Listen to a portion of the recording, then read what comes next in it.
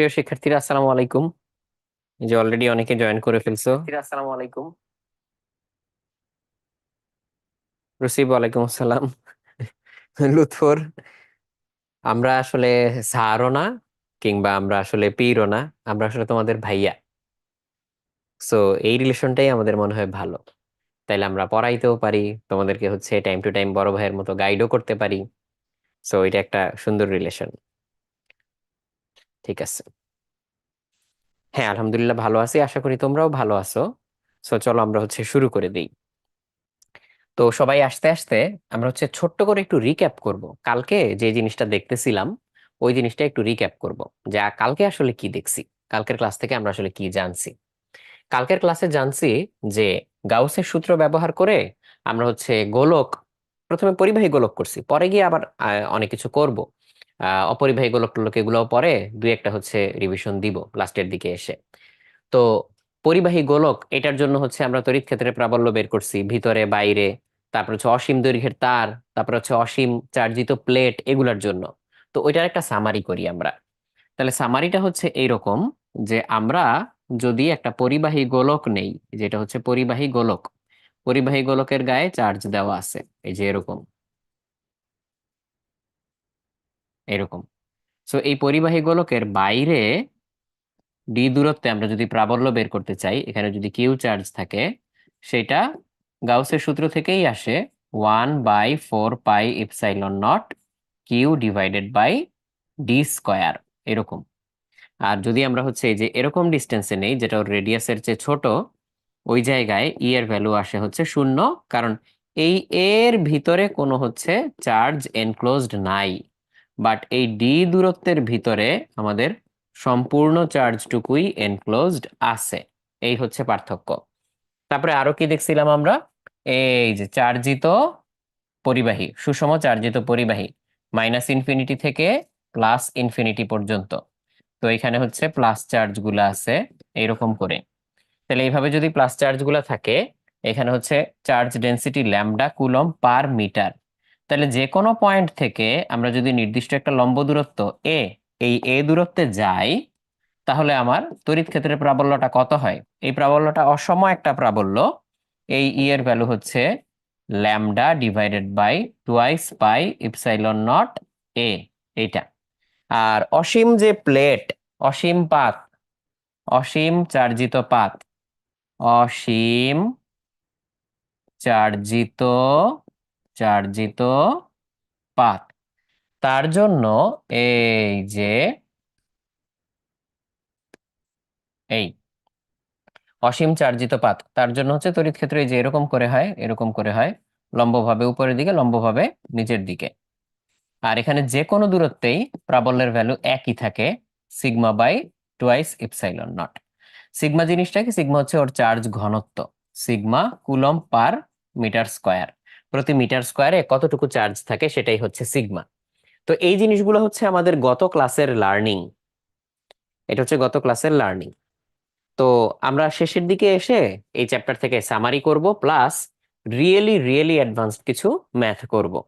হয়তো এমন কিছু থিওরি নিয়ে আসবো যেগুলো হয়তো নর্মালি তোমাদের ক্লাসে পড়ানো হয় না বা দেখানো হয় না, ইভেন হয়তো অ্যাডমিশনেও দেখানো হয় না। তো তুমি বলতে পারো যে তাহলে এমন জিনিস যেটা ক্লাসে নর্মালি পড়ানো হয় না, এটা দেখায় আসলে লাভ কি? মাঝে মধ্যে এরকম একটা দুইটা জিনিস তুমি যদি জাস্ট মানে চিন্তার দুয়ারটাকে খোলার জন্য তুমি চিন্তা করো, চিন্তার খাতিরে চিন্তা করো, তাহলে দেখবো অন্য কোনো না কোনো জায়গায় তোমার এই চিন্তার ফসলটা একদিন না একদিন কাজে লাগে। সো ওইরকম কিছু অ্যাডভান্স টপিক তো আমরা করবোই। তার পাশাপাশি হচ্ছে আমরা একটা সামারি করব পুরো জিনিসটা থেকে আমরা কি শিখলাম।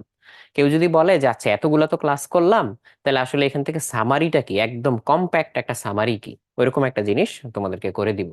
সো ওইটা ইনশাল্লাহ হেল্পফুল হবে। প্লাস হচ্ছে বোর্ড অ্যানালাইসিস গুলো লিখে দিব। বোর্ড অ্যানালাইসিস লিখে দেওয়া মানে হচ্ছে বোর্ডে এখান থেকে কি কি ধরনের প্রশ্ন আসে, কি কি ইম্পর্টেন্ট, কোনটা এমসিকিউর জন্য, কোনটা সিকিউ এর জন্য ইম্পর্টেন্ট, কোনটা পড়লে তোমার হচ্ছে পরীক্ষায় ভালো করার সম্ভাবনা বেশি। আমরা তো কোনো টপিক বাদ দিয়ে পড়াচ্ছি না, ইভেন কিছু বাইরের টপিকও এনে পড়াচ্ছি। তারপরেও আমার তো আসলে পরীক্ষায় ভালো করতে হবে আসলে, তাই না? এটা তো আমার প্রাইমারি নিড, যে আমার পরীক্ষায় ভালো করতে হবে, নাম্বার বেশি পাইতে হবে। হ্যাঁ, তোমার কি বলে, এই ভর্তি পরীক্ষা টরীক্ষা এগুলো দেওয়ার জন্য সেটা আমরা এনশিওর করব। বাট আমরা রিয়েল লার্নিংও যাতে এখান থেকে নিতে পারি, তো এইভাবে জিনিসটাকে সাজাবো। আচ্ছা, আয়সা জিজ্ঞেস করছো যে ভাই আর কয়টা ক্লাস আছে, আরো দুইটার মতো তো লাগবেই। হ্যাঁ, আরো দুইটার মতো তো লাগবেই। আর তোমরা যদি চাও যে ওই রিভিউ বা হচ্ছে পুরো জিনিসটার যে সামারি, ওইটা এখনই না নিয়ে এখন চ্যাপ্টার শেষ করি, শেষ করে তারপরে দরকার হলে অন্য চ্যাপ্টারে যাব, তারপরেও হয়তো রিভিউ করতে পারি। সাথে সাথে রিভিউ না করে একটু পরে করলাম, এটাও করা যায়, যে মাঝখানে কিছুদিন বিরতি দিলাম, তোমরা নিজেরা একটু পড়লা, নিজেরা ঘাটাঘাটি করলা, মনের মধ্যে প্রশ্ন তৈরি হইলো, তারপরে হচ্ছে আমি সেই সামারি বা রিভিউ গুলা নিলাম, এটাও হইতে পারে।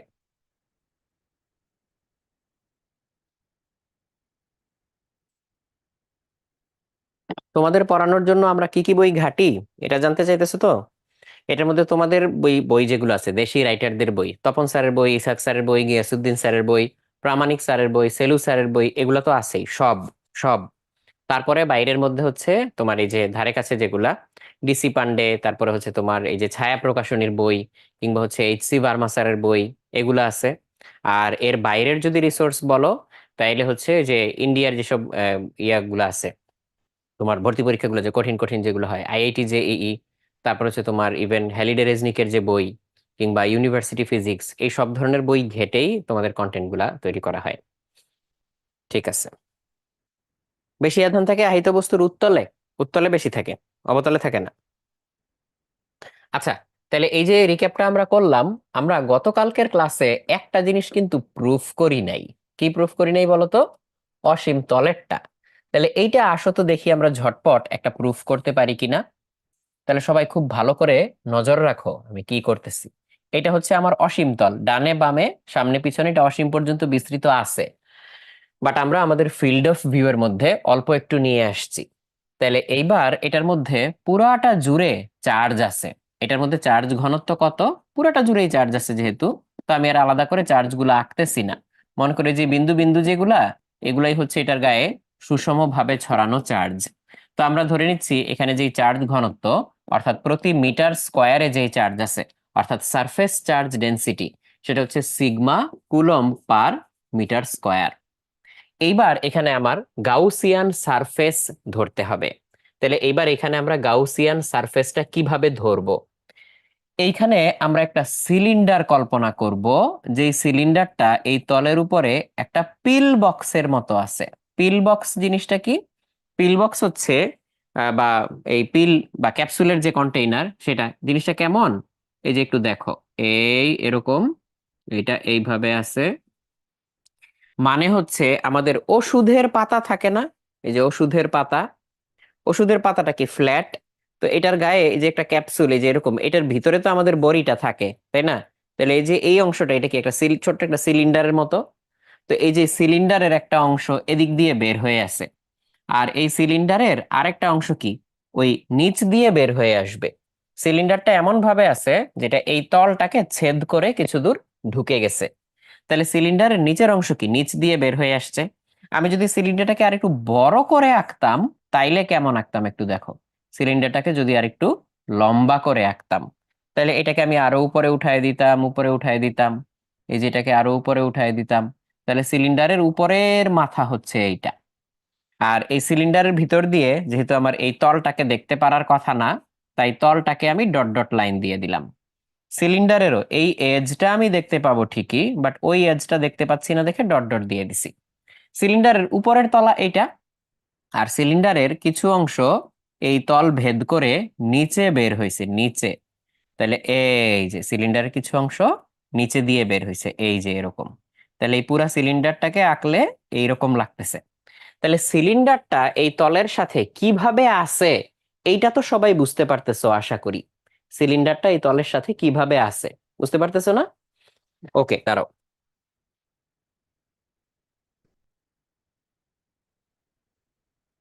আমি কালকে যে 3D টুলটা দিয়ে তোমাদেরকে মডেলিং করে দেখাইলাম, ওটা তোমরাও ইউজ করতে পারবা, ওটা ফ্রি।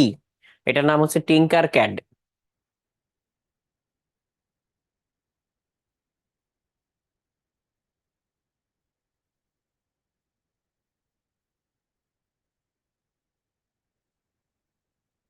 কালকে তো আমরা অলরেডি ওই তলের যে ডিজাইনটা ওইটা তো করছি, ওইটার মধ্যেই আমরা এই কাজটা করতে পারবো।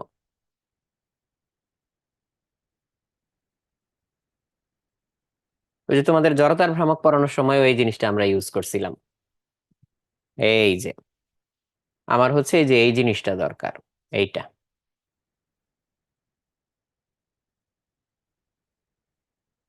এইখানে আমি এই যে সিলিন্ডারটা নিয়ে আসি, দেখো এই যে আমাদের সিলিন্ডার।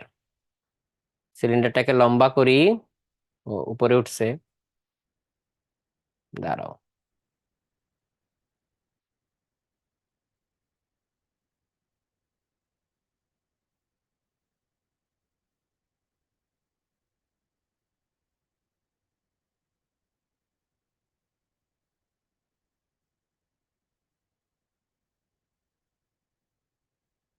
এই তো সিলিন্ডার যেরকম চাইছিলাম ওরকম বড় হয়ে গেছে।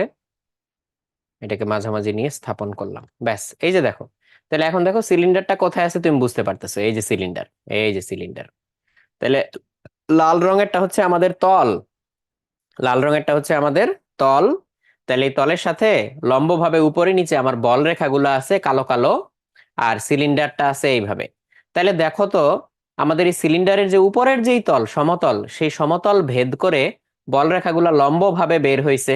এই যে সিলিন্ডারের উপরের সমতল ভেদ করে বল রেখাগুলো লম্বভাবে বের হয়েছে। আর সিলিন্ডারের দেয়ালের সাথে আমাদের বল রেখাগুলো সমান্তরাল না। এই যে আমরা যদি এই ভিউটা দেখি, এই যে এই ভিউটা যদি আমরা দেখি,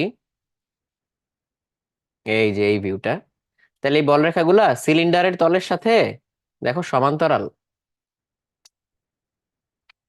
এই যে,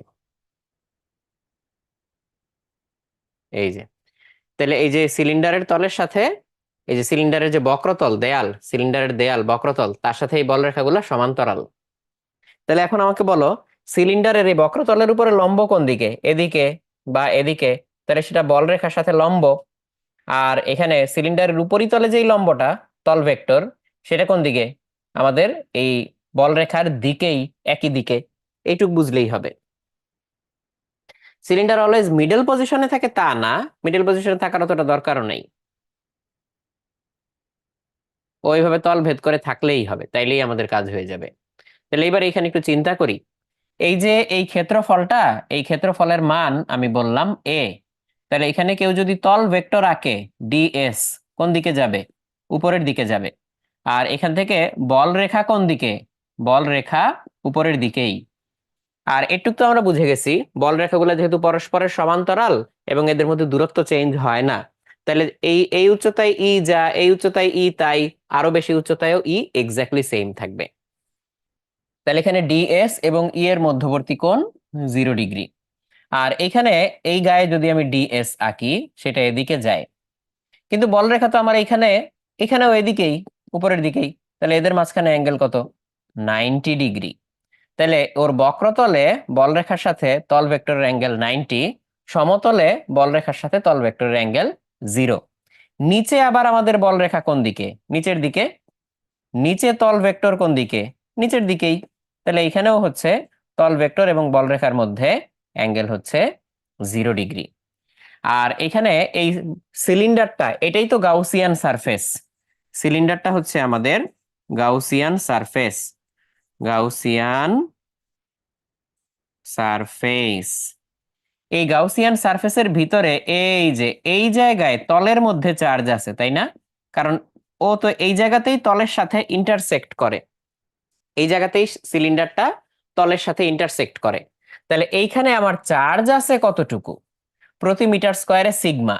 তাহলে আমি যদি এই ক্ষেত্রফল, এই যে এ, এই ক্ষেত্রফলটা এ, এটাও এ, এটাও এ, এই ক্ষেত্রফলকে যদি আমি সিগমা দিয়ে গুণ করি, তাহলে এত কুলম্ব আমার চার্জ আছে। তাহলে এইবার আমি হচ্ছে গাউসের ফর্মুলাটা অ্যাপ্লাই করি। গাউসের ফর্মুলা ছিল হচ্ছে phi total, phi total equals Q enclosed by epsilon naught, equals কি লিখবো? ওই যে ক্লোজ সারফেস ইন্টিগ্রাল। তাহলে আমরা এখানে তিনটা সারফেসের জন্য আলাদা আলাদা করে ইন্টিগ্রাল করি। এইটা হচ্ছে আমাদের সারফেস S1। এই বক্রতল, বক্রতল, বক্রতল, তল, বক্রতল, এটা হচ্ছে আমাদের সারফেস S2। আর নিচের যেই সমতল, এটা আমাদের সারফেস S3। তাহলে আমি এখানে প্রথমে ইন্টিগ্রেট করব কার জন্য? আমাদের S1 এর জন্য। তাহলে এটুকু হচ্ছে আমি S1 এর জন্য করতেছি, হ্যাঁ, S1 এর জন্য ইন্টিগ্রেট করতেছি। তাহলে ইন্টিগ্রাল ই ডট ডিএস। কিন্তু আমি জানি যে এইখানে এই বক্রতলের সরি, প্রথমে এই সমতলের জন্য করতেছি, উপরের সমতল S1। আমি জানি এখানে হচ্ছে থিটার ভ্যালু 0, তার মানে হচ্ছে কজ 0 ডিগ্রি। তার সাথে আমি অ্যাড করব ই ডট ডিএস। এটা আমি করতেছি কার জন্য? S2 এর জন্য। কিন্তু আমি এখানে জানি বক্রতলের জন্য তল ভেক্টর আর 90 ডিগ্রি। তার সাথে আরো কি আছে? এই যে এটা হচ্ছে আমাদের S3 এর জন্য, তাহলে আবারও ই ডট ডিএস আসছে। তার জন্য আমার হচ্ছে অ্যাঙ্গেল কত? Cos 0 degree. এটা হচ্ছে কজ 90 ছিল। তাহলে সেইখান থেকে যদি আমি বলি, তাহলে আমাদের কিউ এনক্লোজড কত? কিউ এনক্লোজড এই ভ্যালুটা কত? কিউ এনক্লোজড এই ভ্যালুটা হচ্ছে এই যে এইটা, এ ইন্টু সিগমা। তাহলে sigma A divided by epsilon naught equals, আমার এখানে উপরের যে সমতলটা, এইটাকে এই ই তো কনস্ট্যান্ট, ই সব জায়গায় কনস্ট্যান্ট, উপরে নিচে সব জায়গায় ই কনস্ট্যান্ট। আর কস 0 মানে হচ্ছে 1, তাহলে আর লেখা লাগবে না। ই কনস্ট্যান্ট যেহেতু বাইরে বের হয়ে আসবে, ডিএস কে ইন্টিগ্রেট করলে এই উপরের ক্ষেত্রফলটা পাওয়া যাবে। তাহলে হচ্ছে এ, তাহলে ক্ষেত্রফলটা হচ্ছে এ। আর এরপরে হচ্ছে এটা কজ 90 যেহেতু 0, এখানেও হচ্ছে ই বাইরে চলে আসবে, এই ক্ষেত্রফলটাকে ইন্টিগ্রেট করলে পাওয়া যাবে এই নিচের ক্ষেত্রে এ। তাহলে এখানেও পাইলাম এ। দুই ক্ষেত্রে আমরা ই বাইরে বের করে আনছি না, এই যে। তাহলে সেইখান থেকে তুমি বলতে পারো E into twice A equals sigma A by epsilon naught. A A কেটে দাও, তাহলে E equals sigma by twice epsilon naught. তাহলে দেখো sigma by twice epsilon naught, তুমি কি জেনে গেছো? তড়িৎ ক্ষেত্রের প্রাবল্যের মান জেনে গেছো। ডান।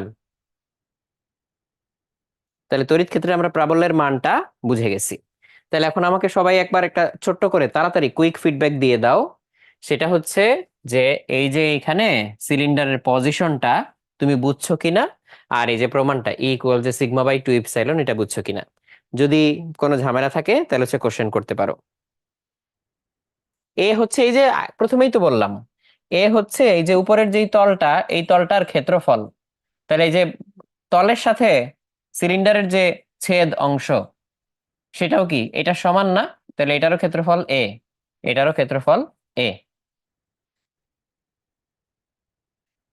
ঠিক আছে, তাহলে আয়শা এবার বুঝছো না?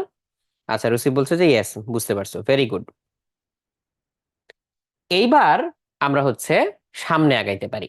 তাহলে এবার হচ্ছে নতুন টপিক ইন্ট্রোডিউস হইলো। এটাকে বলা হচ্ছে ধারকত্ব বা ক্যাপাসিটেন্স। ধারকত্ব বা ক্যাপাসিটেন্স।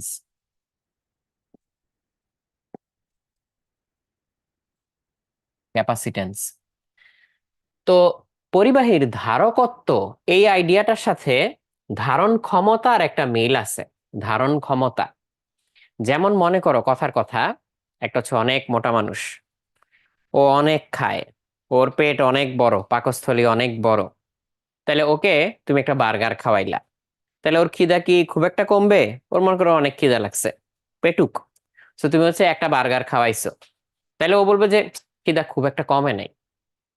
আর মনে করো পাশে হচ্ছে খুব শুকনা পাতলা একজন, তাহলে ওর হচ্ছে পেট ছোট, পাকস্থলী ছোট, ও অত খাইতে পারে না। ওর তুমি একটা বার্গার খাইতে দিলে দেখা যাবে 2 কামড় খেয়ে বলবে আরে পেট ভরে গেছে, আর খাবো না, খাবার নষ্ট করবে। তাহলে দুইজনকেই সমপরিমাণ খাবার আমরা দিছিলাম, বাট দুইজনের কি সমান সমান পেট ভরছে? না। তাহলে আমরা বলবো যে পেটুক ছিল ওর হচ্ছে পেটে ধারণ ক্ষমতা অনেক বেশি, তাহলে ওর খিদার পরিমাণ চেঞ্জ করার জন্য অনেক বেশি খাবার দিতে হয়। আর যে চিকনা পাতলা রোগা পটকা, ওর হচ্ছে খিদার পরিমাণ চেঞ্জ করার জন্য অল্প খাবার দিলেই হয়ে যায়, 2-1 কামড় খাইলে ওর হচ্ছে পেট ভরে যায়। তাহলে এক্স্যাক্টলি এই সেম জিনিসটা আমরা হচ্ছে কন্ডাক্টর বা পরিবাহীর বেলায় নিয়ে আসতে পারি। ওই যে কোন ফর্মুলা তোমাদের বের করতে দিছিলাম যে আজকে করে দিব ব্রেকের পরে, কোনটার কথা বলতেছে সৌরভ? এইটা গতকালকে এই ফর্মুলাটা দেখাইছিলাম, বাট বলছিলাম যে আজকে প্রুফ করব, এটাই তো? নাকি অন্য আরো কিছু বলছিলাম?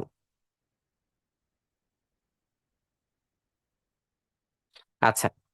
আর সিলিন্ডারের ভিতরে সেকশনটা এমটি বা ফিল্ড হিসাবে কোনো চেঞ্জ আনতে হবে কি না। সিলিন্ডারটা তো কাল্পনিক, যেই সিলিন্ডারটা দিয়ে আমরা হিসাব করলাম এই সিলিন্ডারটা তো কাল্পনিক, কারণ এই সিলিন্ডারের দৈর্ঘ্য প্রস্থ উচ্চতা তো ম্যাটার করে না। এটা কাল্পনিক একটা সিলিন্ডার, বাস্তবে এখানে কোনো সিলিন্ডার নাই। হিসাব করার জন্য আমরা গাউসিয়ান সারফেসটা কল্পনা করে নিছি। ওকে, তাহলে এবার ক্যাপাসিটেন্সের আইডিয়াটাতে আসি। দেখো, বলছে কোন পরিবাহীর বিভব বা ভোল্টেজ প্রতি একক বাড়াতে যেই পরিমাণ আধানের প্রয়োজন হয় তাকে পরিবাহীর আধান ধারকত্ব বলে। তাহলে এই যে বিভব, তাহলে এখানে কি চলে আসতেছে? ভোল্টেজের ব্যাপার চলে আসতেছে। প্রতি একক বাড়াতে যেই পরিমাণ আধান, চার্জ, চার্জের পরিমাণ চলে আসতেছে, চার্জের প্রয়োজন হয় তাকে হচ্ছে ওই পরিবাহীর আধান ধারকত্ব বলে। তাহলে আমরা একটা জিনিস একটু চিন্তা করি। মনে করো এটা একটা পরিবাহী, এটা একটা পরিবাহী।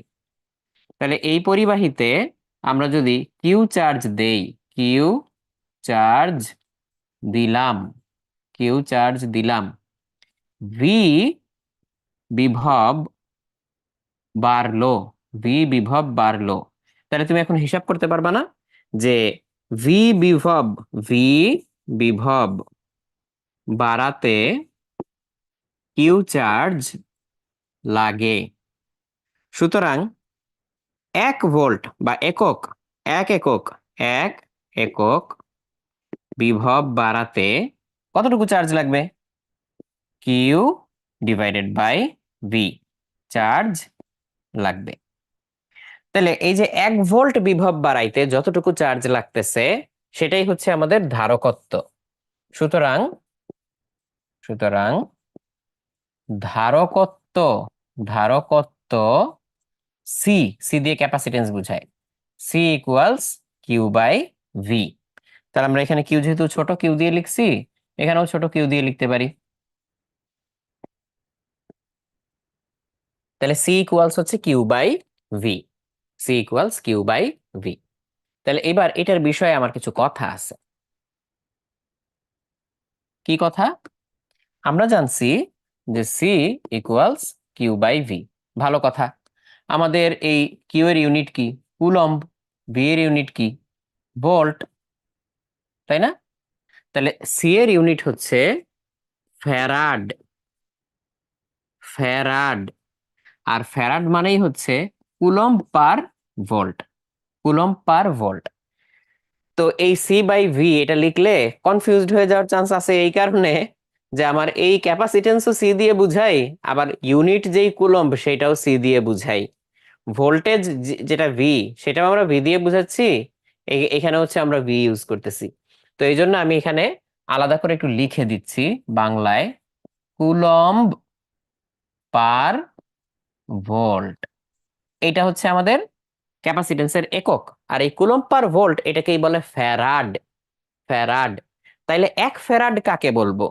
বা কোন পরিবাহীর বিভব, পরিবাহীর বিভব, পরিবাহীর বিভব, বিভব বলতে সরি, ধারকত্ব, পরিবাহীর ধারকত্ব, ধারকত্ব, পরিবাহীর ধারকত্ব 1.5 ফ্যারাড বলতে কি বুঝায়? কি বুঝায়? তাহলে এটার অ্যান্সার কি হবে? পরিবাহীর বিভব 1.5 ফ্যারাড বলতে কি বুঝায়? অ্যান্সার হচ্ছে পরিবাহীর, পরিবাহীর বিভব 1 ভোল্ট, 1 ভোল্ট চেঞ্জ করতে, চেঞ্জ করতে এতে 1.5 কুলম্ব চার্জ দিতে হয়, দিতে হয়। তাহলে পরিবাহীর বিভব 1 ভোল্ট চেঞ্জ করতে এতে 1.5 কুলম্ব চার্জ দিতে হয়। তাহলে 1 ভোল্ট চেঞ্জ করতে যত কুলম্ব চার্জ দিতে হয় সেটাই হচ্ছে আমার ফ্যারাড। হ্যাঁ, 1 ভোল্ট চেঞ্জ করতে যত কুলম্ব চার্জ দিতে হয় সেটাই হচ্ছে ওর ফ্যারাড। তো ফ্যারাড অনেক বড় একক। তাহলে এখন তোমরা আমাকে বলো, তোমরা আমাকে বলো, এটা এখন হাতে হাতে করবা, করে বলবা, বলবা যদি কোনো পরিবাহীর বিভব 2 ভোল্ট চেঞ্জ করতে, কোনো পরিবাহীর বিভব 2 ভোল্ট চেঞ্জ করতে 3 মাইক্রোকুলম্ব চার্জ লাগে, পরিবাহীর ধারকত্ব কত? তোমরা তাড়াতাড়ি বলো আমাকে। পরিবাহীর বিভব 2 ভোল্ট চেঞ্জ করতে 3 মাইক্রোকুলম্ব চার্জ লাগে, তাহলে পরিবাহীর বিভব কত? দ্রুত ঝটপট বলো আমাকে, দেখি কে আগে বলতে পারো।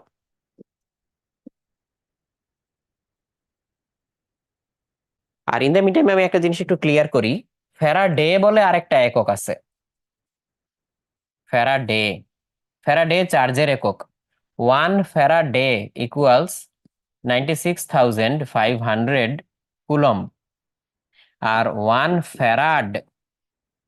Farad means 1 coulomb per 1 volt. Coulomb per volt.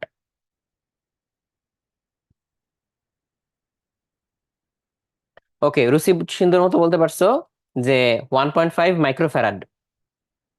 Saidur আবার 3ই বলে দিছো, 3 মাইক্রোফ্যারাড। 3 মাইক্রোফ্যারাড না, আমি তো বলছি 2 ভোল্ট চেঞ্জ করতে 3 মাইক্রোকুলম্ব চার্জ লাগে। তাহলে 1 ভোল্ট চেঞ্জ করতে কত? অর্ধেক, 2 এর অর্ধেক। 2 ভোল্ট চেঞ্জ করতে 3 মাইক্রোকুলম্ব চার্জ লাগে। 1 ভোল্ট চেঞ্জ করতে 1.5 মাইক্রোকুলম্ব চার্জ লাগে, তাহলে ওটার ক্যাপাসিটেন্স 1.5 মাইক্রোফ্যারাড। 1.5 মাইক্রোফ্যারাড। আচ্ছা, ফ্যারাড আর ফ্যারাডে দুইটা তো দুই ক্ষেত্রে ইউজ হয়, একটা ক্যাপাসিটেন্স আর ফ্যারাডে হচ্ছে চার্জের পরিমাণ। ওটা তুমি প্রশ্ন দেখলেই বুঝতে পারবা কি মিন করছে। ওকে, আনাসো অ্যান্সার দিছো 1.5 মাইক্রোফ্যারাড। Good, very good. তাহলে এইটুকু আমরা বুঝছি। এইবার আমরা হচ্ছে ধারকত্বের একক, এটা তো অলরেডি বলেই ফেলছি, ধারকত্বের একক সি। সি হচ্ছে কিউ বাই ভি। তাহলে হচ্ছে coulomb per volt or farad. তাহলে ফ্যারাড এটাকে আমরা কি দিয়ে লিখি? এফ দিয়ে। তো এটা অনেক বড় একক, তাহলে এটা অনেক বড় একক। তো ইউজেবল ছোট একক কোনগুলা? ইউজেবল ছোট একক বা সচরাচর যেগুলো ইউজ হয়, যেমন কিলোগ্রাম, আমরা কি গ্রামে মাপি? কিলোগ্রামে মাপি না? তো গ্রামের 1000 গুণ হচ্ছে কিলো। আবার হচ্ছে ছোট ওষুধ টষুধ এগুলো মাপলে কি মিলিগ্রামে মাপি।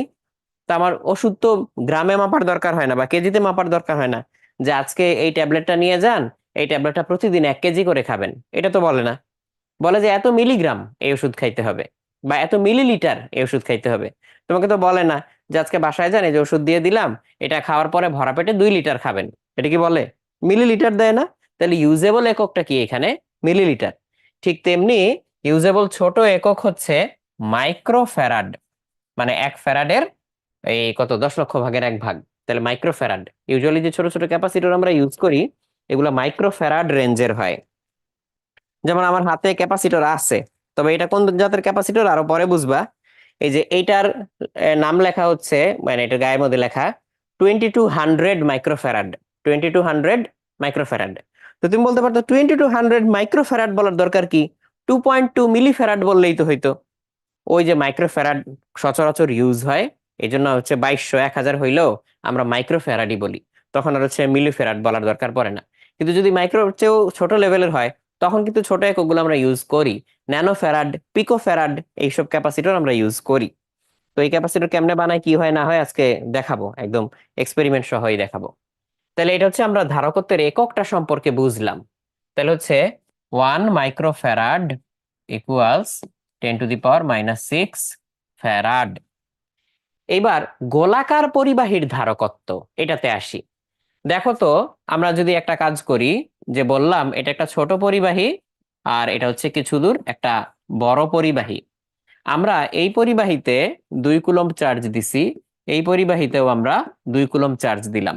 ফলে এই পরিবাহীর ভোল্টেজ 5 ভোল্ট বাড়লো, আর এই পরিবাহীর ভোল্টেজ মাত্র 2 ভোল্ট বাড়লো। কোনটার ধারকত্ব বেশি? কোনটার ক্যাপাসিটেন্স বেশি? তোমরা বলো, কোনটার ক্যাপাসিটেন্স বেশি? এই দুইটার মধ্যে কোনটার ক্যাপাসিটেন্স বেশি, ধারকত্ব কার বেশি? ছোটটার না বড়টার?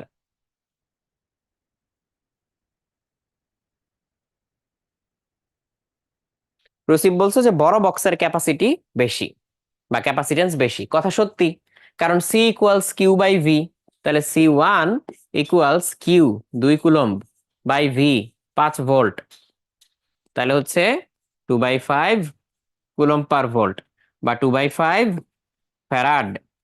2/5 ফ্যারাড। তো 2/5 মানে তো 0.4, তাহলে 0.4 ফ্যারাড। আর এটার ক্ষেত্রে হচ্ছে ক্যাপাসিটেন্স কত?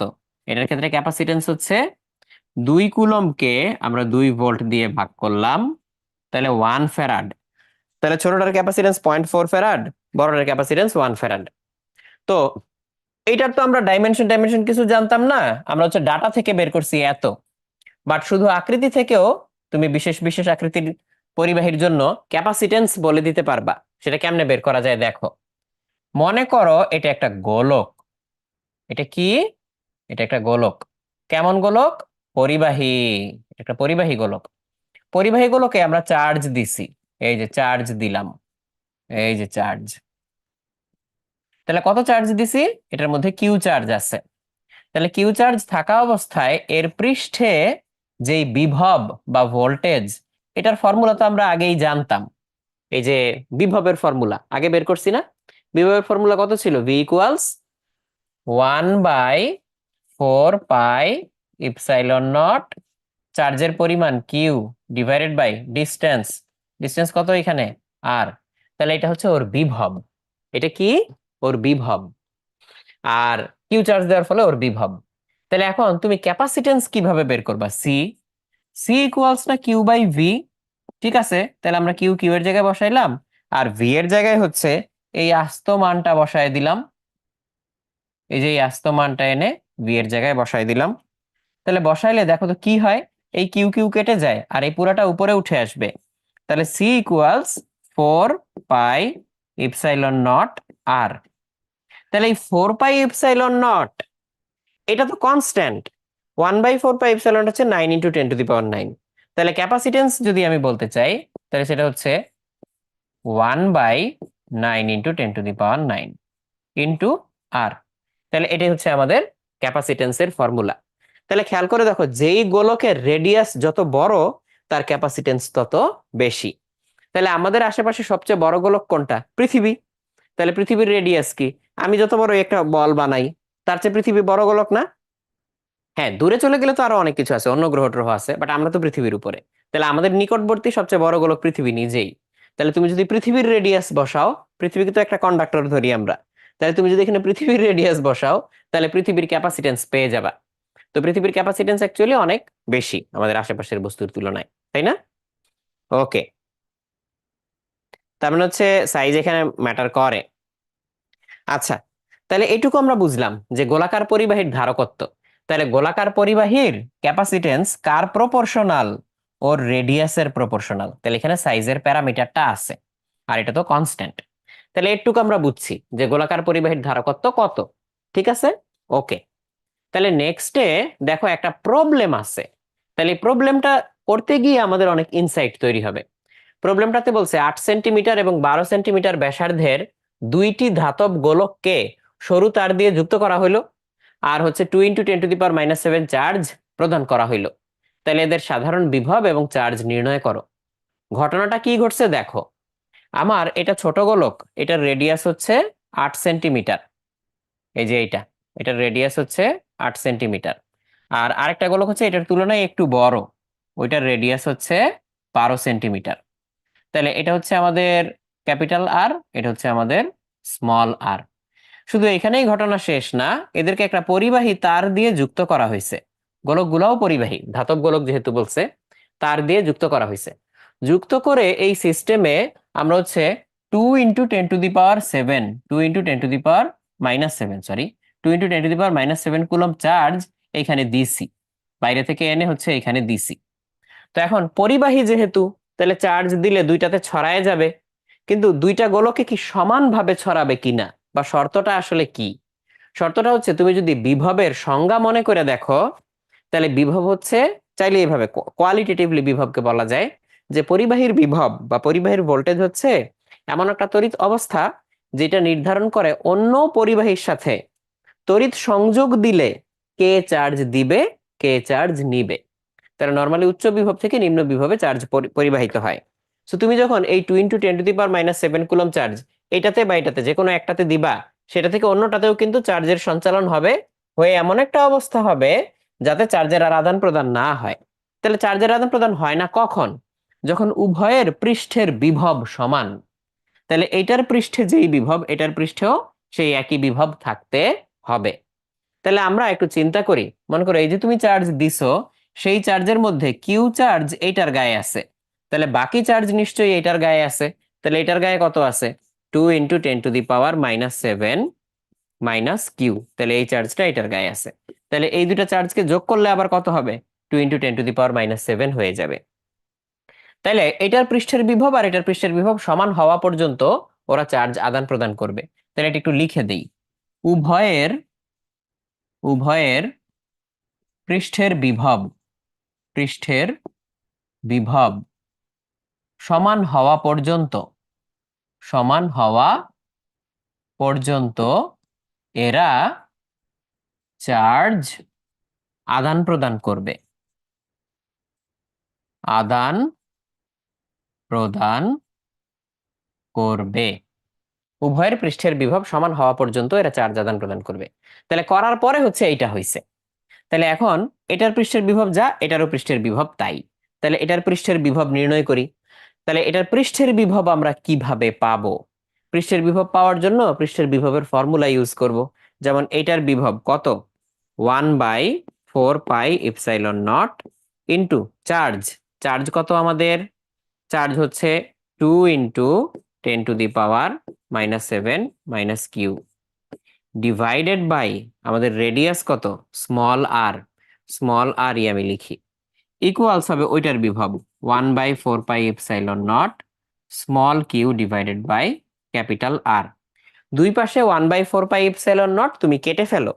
কেটে ফেলে তুমি এটা লেখো 2 × 10⁻⁷ minus Q divided by 8 centimetre, তো 0.08। আর এখানে হচ্ছে কিউ তুমি লেখো, আর এখানে 12 সেন্টিমিটার, তাহলে 0.12। তাহলে এটা ক্যালকুলেটরে বসায় দাও। এটা ক্যালকুলেটরে বসায় দিলে এখান থেকে কিউ এর ভ্যালু পাওয়া যাবে। তাহলে আমাদের কিউ এর ভ্যালু আসতেছে, আমরা একটু বসাই দেখি। So 2 × 10⁻⁷ minus Q divided by 0.08 equals Q divided by 0.12। তাহলে এখান থেকে ভ্যালু চলে আসবে।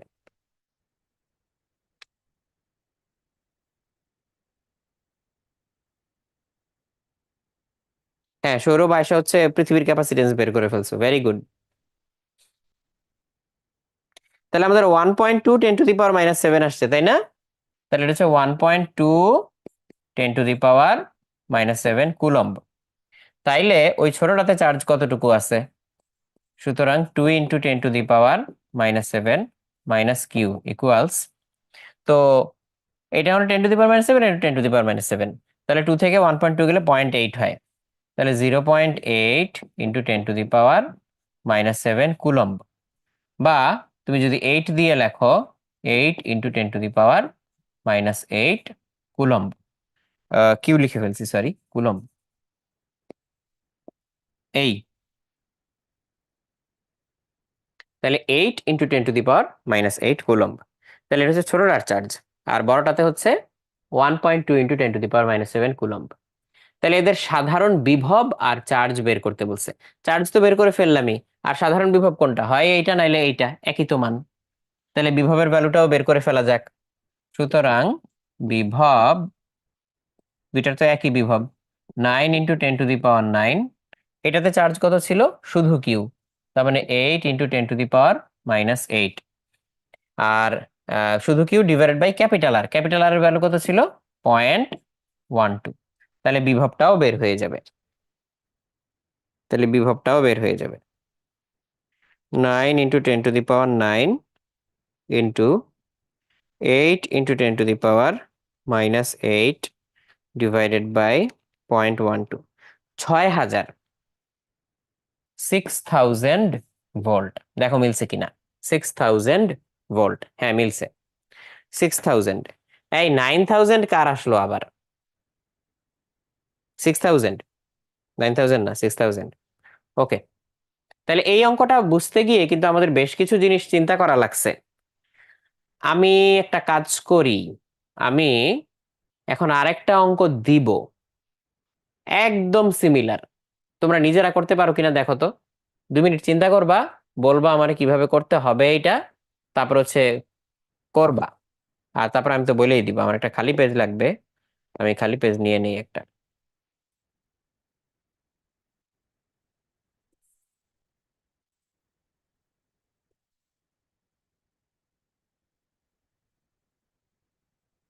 এই যে আমি বললাম যে আমার এইখানে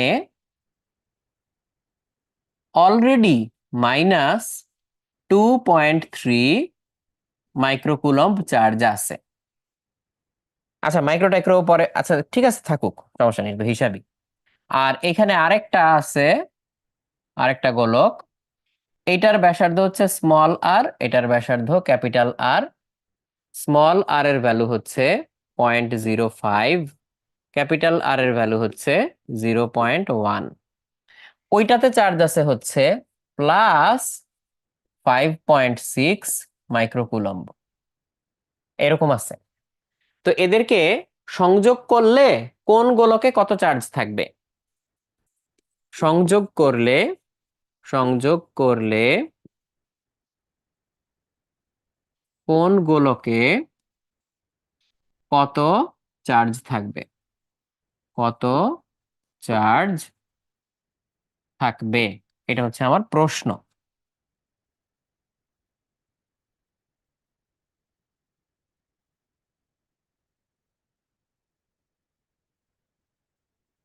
তাহলে এটা এখন তোমরা অ্যান্সার দিতে পারবা কিনা আগে বলো তো, জাস্ট কনফিডেন্টলি বলো ইয়েস অর নো, বা পারলে কিভাবে করবা সেটা আমাকে বলো।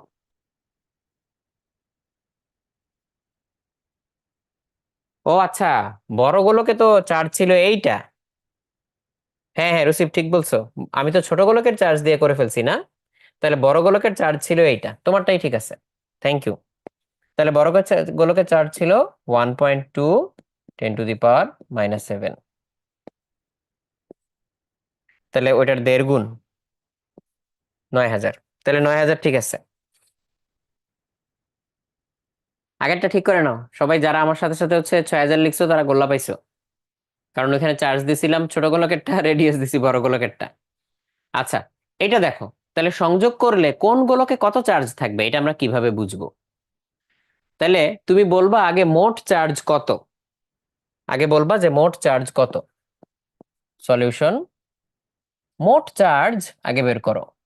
মোট চার্জ কিউ ইকুয়ালস -3.2, সরি 2.3, -2.3 আর +5.6 মাইক্রোকুলম্ব। তাহলে কত হয়? -2.3 +5.6, তাহলে হচ্ছে 3.3, 3.3, +3.3 +3.3 মাইক্রোকুলম্ব। তাহলে এটা হচ্ছে মোট চার্জ। তাহলে মোট চার্জ কিউ। তাহলে আমরা যদি এদেরকে সংযোগ ঘটাই, সংযোগ ঘটানোর পরে ধরলাম এইটাতে চার্জ আছে কিউ, এটাতে তাহলে চার্জ থাকবে, মোট চার্জ যত আসছে আমাদের 3.3, 3.3 মাইক্রোকুলম্ব মাইনাস কিউ। এরপরে বাকি কাজ আগের মতো করতে পারবো না? তাহলে বাকি কাজ কেমনে করব? আমার 9 × 10⁻৯ ইন্টু এই গোলকের charge 3.3 10⁻⁻6 minus Q divided by এই গোলকের রেডিয়াস কত, 0.05 ইকুয়ালস 9 × 10⁻৯ ইন্টু এই গোলকের চার্জ ডিভাইডেড বাই এই গোলকের রেডিয়াস। ব্যাস, তাহলে এখান থেকে কিউ এর ভ্যালু বের হয়ে আসবে। কিউ এর ভ্যালু বের হইলে এইগুলোকে এত চার্জ আছে, এইগুলোকে এত মাইনাস কিউ এত চার্জ আছে, এইটাই। তাহলে এইরকম ভাবেও তোমাকে এই অঙ্কটা দিতে পারে। ক্লিয়ার? ঠিক আছে। আচ্ছা তাইলে রসিব বলছো যে ইয়েস ভাইয়া করতে পারবো, ওকে ভেরি গুড। আর সৌরভ বলছো যে ওই আগেরটা 3.3 10⁻⁻6। তাহলে আশা করি এখন বাকিটুকু কমপ্লিট করতে পারবা। এইবার সামনে আগাই। সমান আকারের 125টা পানির গোলক একত্রিত হয়ে বড় গোলকে পরিণত হলো। বড় গোলকের ধারকত্ব এবং বিভব প্রত্যেকটি ছোট গোলকের তুলনায় কত গুণ কত হবে, মানে কত গুণ হবে? বড় গোলকের ধারকত্ব এবং বিভব প্রত্যেকটি ছোট গোলকের তুলনায় কত গুণ হবে? তাহলে বিভব যেহেতু আছে, তাহলে আমার ধরে নিতে হবে যে গোলকে চার্জ আছে। তাহলে 125টা গোলক একত্র হয়ে বড় গোলকে পরিণত হইল। তাহলে প্রথমে ধরে নিব সবগুলোতে সমান সমান করে সবকিছু আছে। তাহলে এই যে এরকম আমার ছোট গোলক আছে অনেকগুলা। ছোট গোলকের রেডিয়াস আমরা স্মল আর ধরলাম, এটার চার্জ আমরা স্মল কিউ ধরলাম, বিভব আমরা স্মল ভি ধরলাম। তিনটা জিনিস ধরে নিছি। তাহলে এরকম গোলক আমাদের কয়টা আছে? এরকম গোলক আছে আমাদের 125টা। এই যে দুইটা, এই যে তিনটা, এরকম 125টা।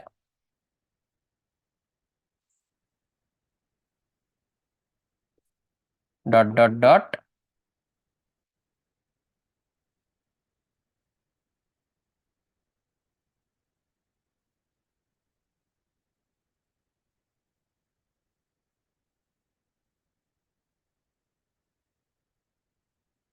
তাহলে এরকম আছে কয়টা?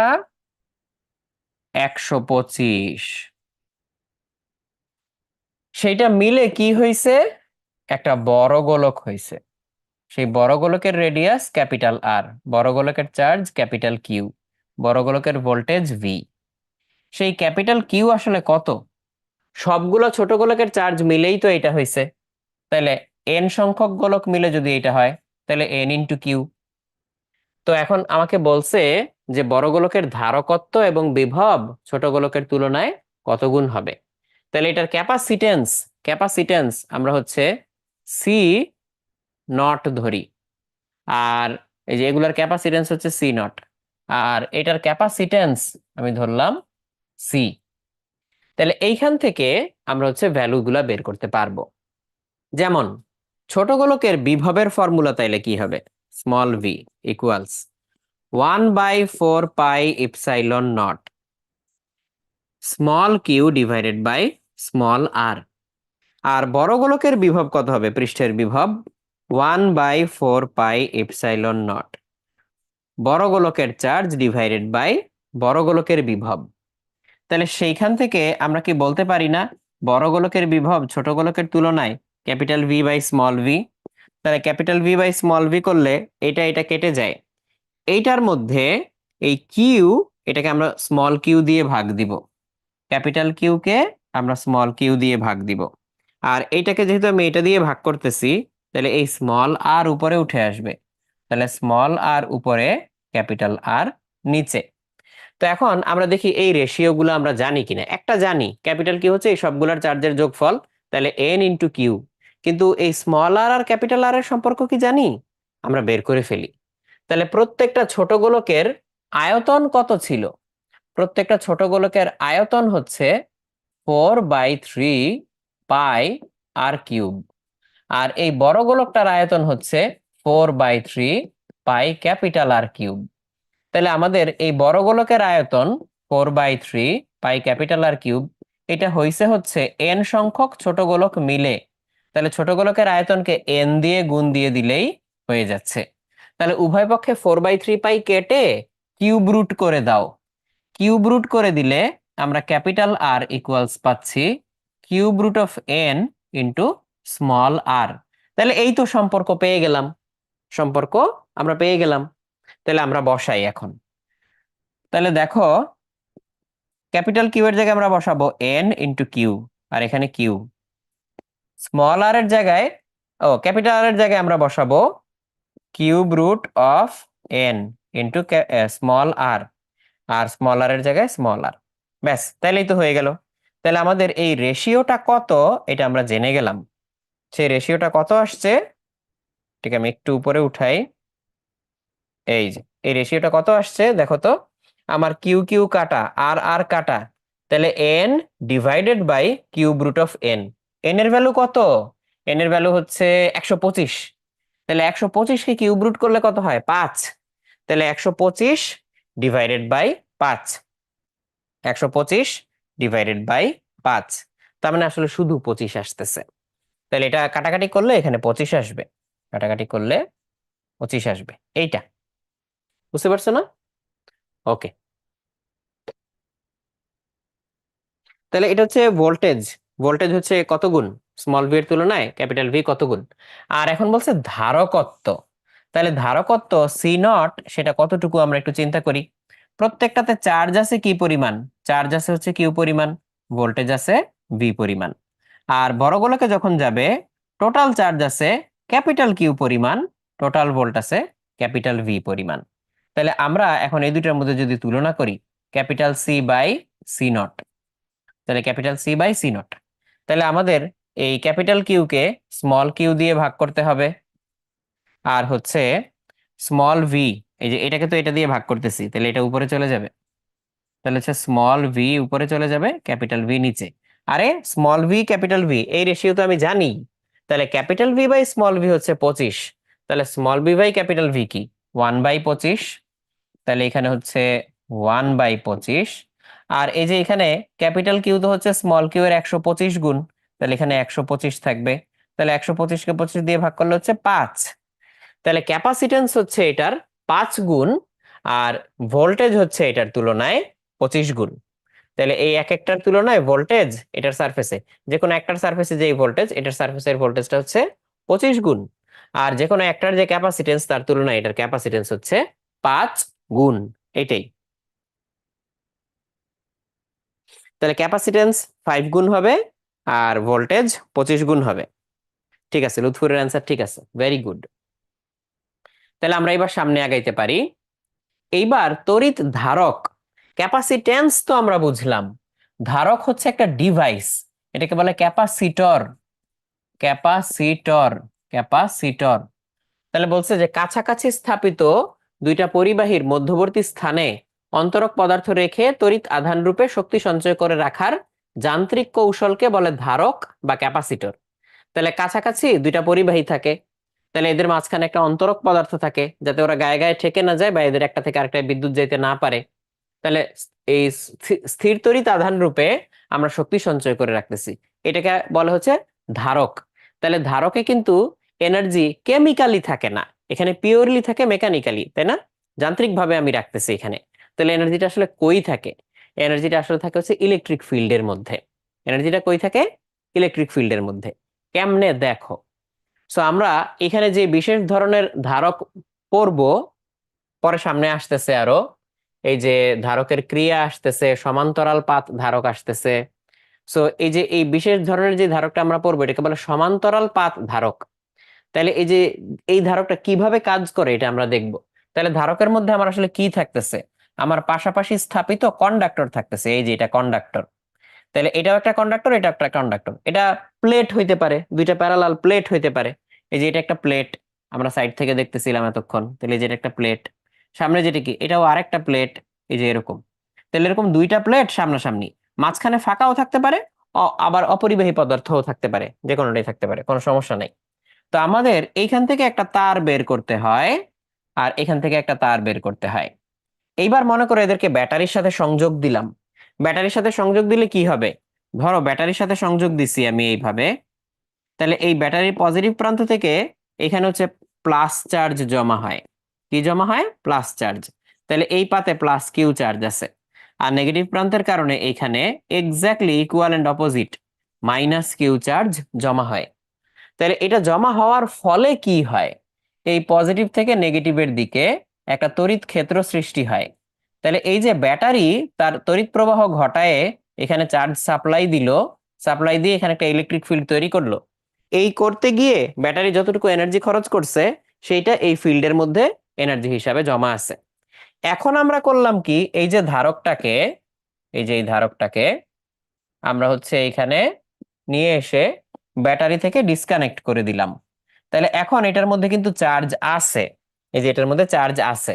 তাহলে আমরা বলি এই ক্যাপাসিটরটা চার্জড, এখন ওর মধ্যে চার্জ সঞ্চিত আছে। এই চার্জটা আমরা চাইলে ব্যবহার করতে পারবো। কেমনে ব্যবহার করব?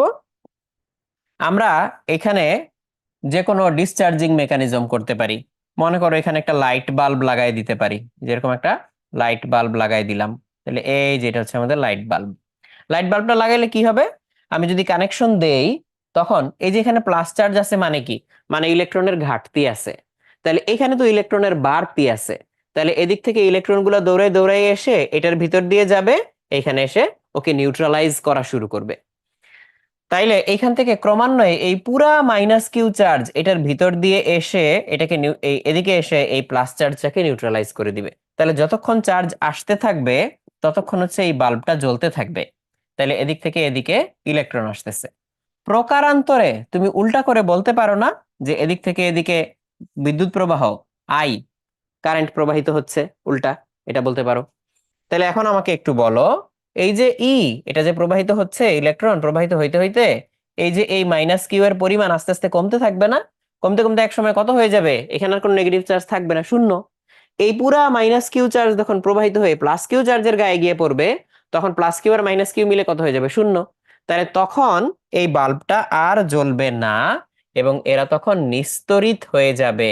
তখন পুরো জিনিসটাকে দেখতে এরকম লাগবে যে এখন আর এই বাল্ব জ্বলতেছে না, এখন আর এই বাল্ব জ্বলতেছে না, এই যে এরকম দেখা যাবে এই।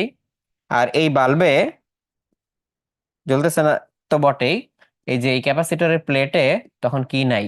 কোনো চার্জও নাই। যখন এই ক্যাপাসিটরের প্লেটে কোনো চার্জ নাই তখন এই যে এখানে যে তড়িৎ ক্ষেত্র, এই তড়িৎ ক্ষেত্রগুলোও কি হবে না? আর থাকবে না। তার এখন কোনো তড়িৎ ক্ষেত্রও নাই, কোনো চার্জও নাই, বাল্বও জ্বলতেছে না। এটাই ক্যাপাসিটর। তাহলে এখানে কোনো কেমিক্যাল রিয়াকশন হয় নাই। আমরা ব্যাটারি দিয়ে চার্জ করছি, তারপরে ডিসচার্জ করার জন্য লাইট লাগাইছি, ডিসচার্জ হয়ে গেছে। তাহলে এই ক্যাপাসিটরে কতটুকু চার্জ থাকে? এই যে চার্জিত অবস্থায় এই প্লেটে হচ্ছে আমার প্লাস কিউ চার্জ আছে, এই প্লেটে মাইনাস কিউ চার্জ আছে। তাহলে ক্যাপাসিটরে কতটুকু চার্জ আছে জিজ্ঞেস করলে তুমি কি বলবা? তুমি কি বলবা যে এক প্লেটে প্লাস, এক প্লেটে মাইনাস কিউ চার্জ? এভাবে বিস্তারিত বলার দরকার পড়ে না, শুধু এক প্লেটের চার্জ বললেই হয়, কিউ চার্জ। কেন? তুমি বলতে পারো যে এক পাশে তো প্লাস কিউ, এক পাশে তো মাইনাস কিউ। আমরা ব্যবহারের জন্য শুধু এক প্লেটের চার্জটাই তো পাই। অন্য প্লেটের চার্জটা তো, মানে অন্য প্লেটের চার্জকে নিউট্রালাইজ করার জন্যই তো ওই প্লেটের চার্জটা ছুটে আসে। তাহলে আমরা ইউজেবল চার্জ কতটুকু পাই? শুধু এইটুকু না, শুধু কিউ পরিমাণ চার্জটুকু। মাইনাসের কথাটা বাদ দাও, শুধু পরিমাণ। তাহলে কিউ পরিমাণ চার্জটুকু আমরা ব্যবহারের জন্য পাই। তাহলে আমরা বলি যে একটা ক্যাপাসিটরে কিউ পরিমাণ চার্জ থাকে, একটা ক্যাপাসিটরে কিউ পরিমাণ চার্জ থাকে। ওকে। তো লুৎফর জিজ্ঞেস করছে যে এখানে ফ্রিঞ্জিং হয় না। হ্যাঁ, বাট আমরা আপাতত আইডিয়াল কেস চিন্তা করব, এখানে ফ্রিঞ্জিং চিন্তা করব না এখন। হ্যাঁ,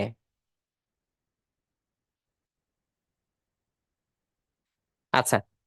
তাহলে এই যে ক্যাপাসিটর দেখাই দেই একটা। এই যে সেই ক্যাপাসিটর, দুইটা প্লেট আছে এটার ভিতরে ক্যাপসুল করা। তো এটাই হচ্ছে সেই প্যারালাল প্লেট ক্যাপাসিটর। তাহলে এখন এই যে দুইটা পা আছে, একটা পা একটা প্লেট থেকে আসে আর একটা পা আরেকটা প্লেট থেকে আসছে। তো এটাকে আমি ব্যাটারির সাথে কানেক্ট করলে এটা চার্জ হবে, ব্যাটারির সাথে কানেক্ট করলে এটা চার্জ হবে। এই যে বড় পা এটার সাথে কানেক্ট করলাম, ছোট পা এটার সাথে কানেক্ট করলাম। সো কানেক্ট, এই চার্জ কিন্তু হয়ে গেছে। আমি কথা বলতে বলতে এটা চার্জ কিন্তু হয়ে গেছে। মাঝে মধ্যে সমস্যা হয় কি কারণে? যেটার পা গুলা এগুলো অ্যালুমিনিয়ামের, এগুলোর উপর হচ্ছে অক্সিডেশন লেয়ার পড়ে যায়। তোমরা তো এগুলো ভালো করেই জানো, কেমিক্যাল প্রসেসের মধ্যে পড়ছো। সো এই যে মাঝে মধ্যে ঘষে ঘষে ওই অক্সিডেশনের লেয়ারটা তুইলা নিতে হয়, নাহলে অনেক সময় দেখা যায় যে সবকিছু ঠিক থাকার পরেও কাজ করতেছে না ওই অক্সিডেশনের কারণে। তো যাই হোক, আমি এখন ঘষে ঘষে নিছি। তো এই যে প্লাসের সাথে পজিটিভ পা লাগাইলাম, নেগেটিভ পা লাগাইলাম। তুমি বলতে পারো পজিটিভ নেগেটিভ পা আবার কোনটা? এটা তো প্লেট, প্লেটের আবার পজিটিভ নেগেটিভ কি? আমি তো ব্যাটারি উল্টা ঘুরেও লাগাইতে পারতাম, ট্রু। বাট আমার হাতে যেটা আছে এটা একটু অন্য টাইপের আর কি, এটাতে পজিটিভ নেগেটিভ পা আছে। তো যাই হোক, এটা লাগাইছি, এখন এটা চার্জড, এটার ভিতরে চার্জ আছে। তো এটার ভিতরে যে চার্জ আছে আমি কেমনে বুঝবো? আমি বুঝবো হচ্ছে এই যে এলইডি জ্বালানোর মাধ্যমে। তো আমার এখানে এই এলইডিটা আমি ক্যাপাসিটরে চার্জ দিয়ে জ্বালাইতে চাই। তাহলে তোমাদের ক্যামেরার দিকে ধরলাম আমি, এই দেখো, রেডি, 1 2 3। এই যে লাইটটা জ্বলে উঠে নিভে গেছে। তাহলে ডিসচার্জ হয়ে গেছে, শেষ। আর তোমরা যদি আরো ভালো করে খেয়াল করে থাকো, তাহলে প্রথমে লাইটটা কিন্তু বেশ উজ্জ্বল হয়ে জ্বলছে, আর তারপরে আস্তে আস্তে ওর উজ্জ্বলতা কমে গেছে। কেন? কারণ আমরা যখন ব্যাটারির সাথে কানেক্ট করছি, ব্যাটারির ভোল্টেজ কত? 3। ওই ক্যাপাসিটরের দুই পায়ে ও চার্জ দিচ্ছে। চার্জ দিতে দিতে এই প্লাস প্লেট আর মাইনাস প্লেটের মধ্যে বিভব পার্থক্য যখন 3-এর সমান হবে, তখন আর নতুন করে কোনো চার্জ ওকে দেওয়া যাবে না, আর করে নতুন করে কোনো চার্জ সে নিবে না। সমান সমান হয়ে গেছে, তাহলে এই জন্য আর সে নতুন কোনো চার্জ নিচ্ছে না। সমান সমান হয়ে গেলে আর নতুন চার্জ নেয় না। তাহলে এটা 3 ভোল্টে চার্জিত আছে। আমি 3 ভোল্ট না দিয়ে যদি 10 ভোল্ট দিতাম, তাহলে দুই প্লেটের পার্থক্য 10 ভোল্ট না হওয়া পর্যন্ত সে চার্জ নিতে থাকতো। তো এইবার যখন আমি লাইট লাগাবো, প্রথমে হাই ভোল্টেজ পাচ্ছে, এখন 3 আছে, 3 ভোল্টই পাবে। বাট কিছু চার্জ যখন এদিকে চলে আসবে তখন তো আর পার্থক্য 3 থাকবে না, পার্থক্যটা কমতে থাকে কমতে থাকে, কমতে কমতে পার্থক্য যখন শূন্যের কাছাকাছি হয়ে যায় ও তো আর জ্বলবেই না। তাহলে এই যে দেখো এখন কি হয়, রেডি, 1 2 3, এই যে উজ্জ্বল থেকে আস্তে আস্তে অনুজ্জ্বল হয়ে যায় এইটা। হ্যাঁ, পিচ্ছি কালে এগুলো দিয়ে খেলতা না? ঠিক আছে, আর 2 মিনিট পরে আমরা বিরতিটা দিব। পজিটিভ নেগেটিভ রিভার্স করলে ডিসি মোটরের রোটেশন রিভার্স হয়ে যাবে, রাইট। আচ্ছা, তাহলে এইটুক তো বুঝলাম। তাহলে তড়িৎ ধারক জিনিসটা বুঝছি। কোন ধারকের ধারকত্ব 5 ফ্যারাড বলতে কি বুঝায়? পরিবাহীর কথা বলে নাই কিন্তু, ধারকের বলছে। পরিবাহীর ধারকত্ব 5 ফ্যারাড বলতে কি বুঝতাম, যে ওইটার মানে ওইটাতে 5 কুলম চার্জ দিলে ওটার 1 ভোল্টেজ বৃদ্ধি পায়। আর ধারকের ধারকত্ব 5 ফ্যারাড বলতে কি বুঝায়? ধারকের ধারকত্ব 5 ফ্যারাড বলতে বুঝায় এর এর এক পাতে এক পাতে 5 কুলম ও অন্য পাতে -5 কুলম চার্জ দিলে পাত দ্বয়ের বা পাত থেকে যে পা গুলা বের হয়, 2 পায়ের মাঝে বিভব পার্থক্য বিভব পার্থক্য 1 ভোল্ট হবে। এটা হচ্ছে ধারকের বেলায়। তাহলে এই যে এটা ধারক, তাহলে এখানে তুমি +5 কুলম দিছো, এখানে -5 কুলম দিছো। তাহলে এই অবস্থায় এর দুই প্রান্তে যদি আমি ভোল্টেজ মাপি, তাহলে ভোল্টমিটার দিলে এখানে 1 ভোল্ট পাওয়া যাবে। তাহলে এটা দিয়ে বুঝাই যে এই ক্যাপাসিটরটা হচ্ছে 5 ফ্যারাড। ও এতক্ষণ যে কথা বলতেছিলাম, এইটা দিয়ে আমরা কি বুঝাই? সেল, তড়িৎ কোষ, প্লাস মাইনাস, এটা হচ্ছে সেল। এরকম সেল যখন একাধিক দেই তখন কি বুঝায়? এটা ব্যাটারি। আর যখন এই দাগ দুইটা সমান সমান তখন সেটা হচ্ছে ক্যাপাসিটর। এটা হচ্ছে ক্যাপাসিটরের সার্কিট সিম্বল, এটা হচ্ছে ক্যাপাসিটর।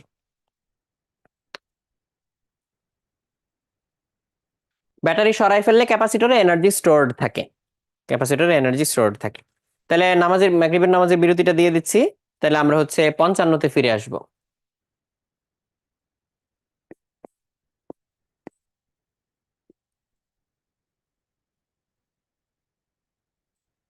2 মিনিট এদিক সেদিক হইতেই পারে।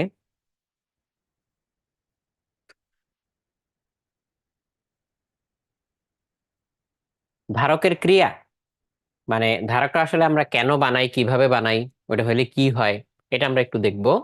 তারপর হচ্ছে সমান্তরাল পাত ধারক। তারপরে হচ্ছে কিছু প্রবলেম আছে আমাদের, ডাই ইলেকট্রিকের সমন্বয়, ফলকযুক্ত সমান্তরাল পাত ধারক।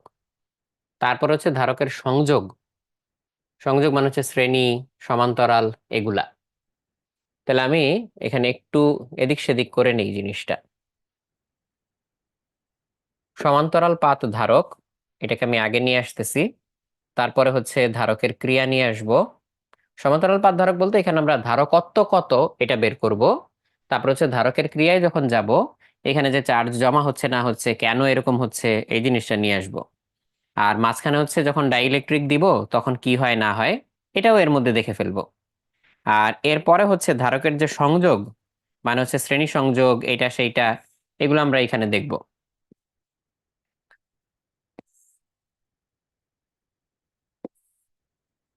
শ্রেণী সমান্তরাল এগুলা, ঠিক আছে। তাহলে এই হচ্ছে বুঝে গেল যে আজকে বাকিটুকুর রূপরেখা কি। তাহলে সমান্তরাল পাত ধারক, সমান্তরাল পাত ধারক এটার যদি আমরা হচ্ছে একটা আইসোমেট্রিক ভিউ আঁকি, তার মানে একটু সাইড থেকে, তাহলে এই যে এটা একটা প্লেট, এটার প্যারালালি তার সামনে কাছাকাছি আরেকটা প্লেট থাকে, এই যে এরকম। তাহলে এই দুইটা প্লেট মিলে হচ্ছে আমার সমান্তরাল পাত ধারক তৈরি। এইখান থেকে একটা তার বের হয়, এখান থেকে একটা তার বের হয়, এই কানেকশন, এটাই হচ্ছে পা দুইটা। তাহলে তুমি বলতে পারো এগুলো তাহলে ড্রামের মতন কেন? এই যে এই ক্যাপাসিটর গুলো ড্রামের মতো দেখতে কেন, সিলিন্ডারের মতো কেন? বিকজ বাস্তবে যখন এই ক্যাপাসিটর গুলা বানায়, এই প্লেট গুলা হচ্ছে এরকম চিকন লম্বা থাকে। এই একটা প্লেটের এক পাশে মনে করো ইনসুলেটর দিয়ে ওই পাশে আরেকটা প্লেট বসানো হয় যাতে গায়ে গায়ে টাচ না করে এরা। এবার একটা প্লেট থেকে একটা তার বের করে, অন্য প্লেট থেকে আরেকটা তার বের করে। এবার এই প্লেট গুলাকে এরকম করে ওই পরোটার মতো করে রোল পাকায় দেয়, পরোটা বা শর্মার মতো রোল পাকায় দেয়। তাহলে রোল পাকায় দিলে কি হয়, যে এরকম গোল হয়ে পাকানো হয়, যে এরকম হয়, যে এরকম, এরকম। তাহলে এখানে দুইটা প্লেট আছে, এই যে এরকম। তাহলে একটা থেকে এক পা বের হয়েছে, আরেকটা থেকে আরেক পা বের হয়েছে।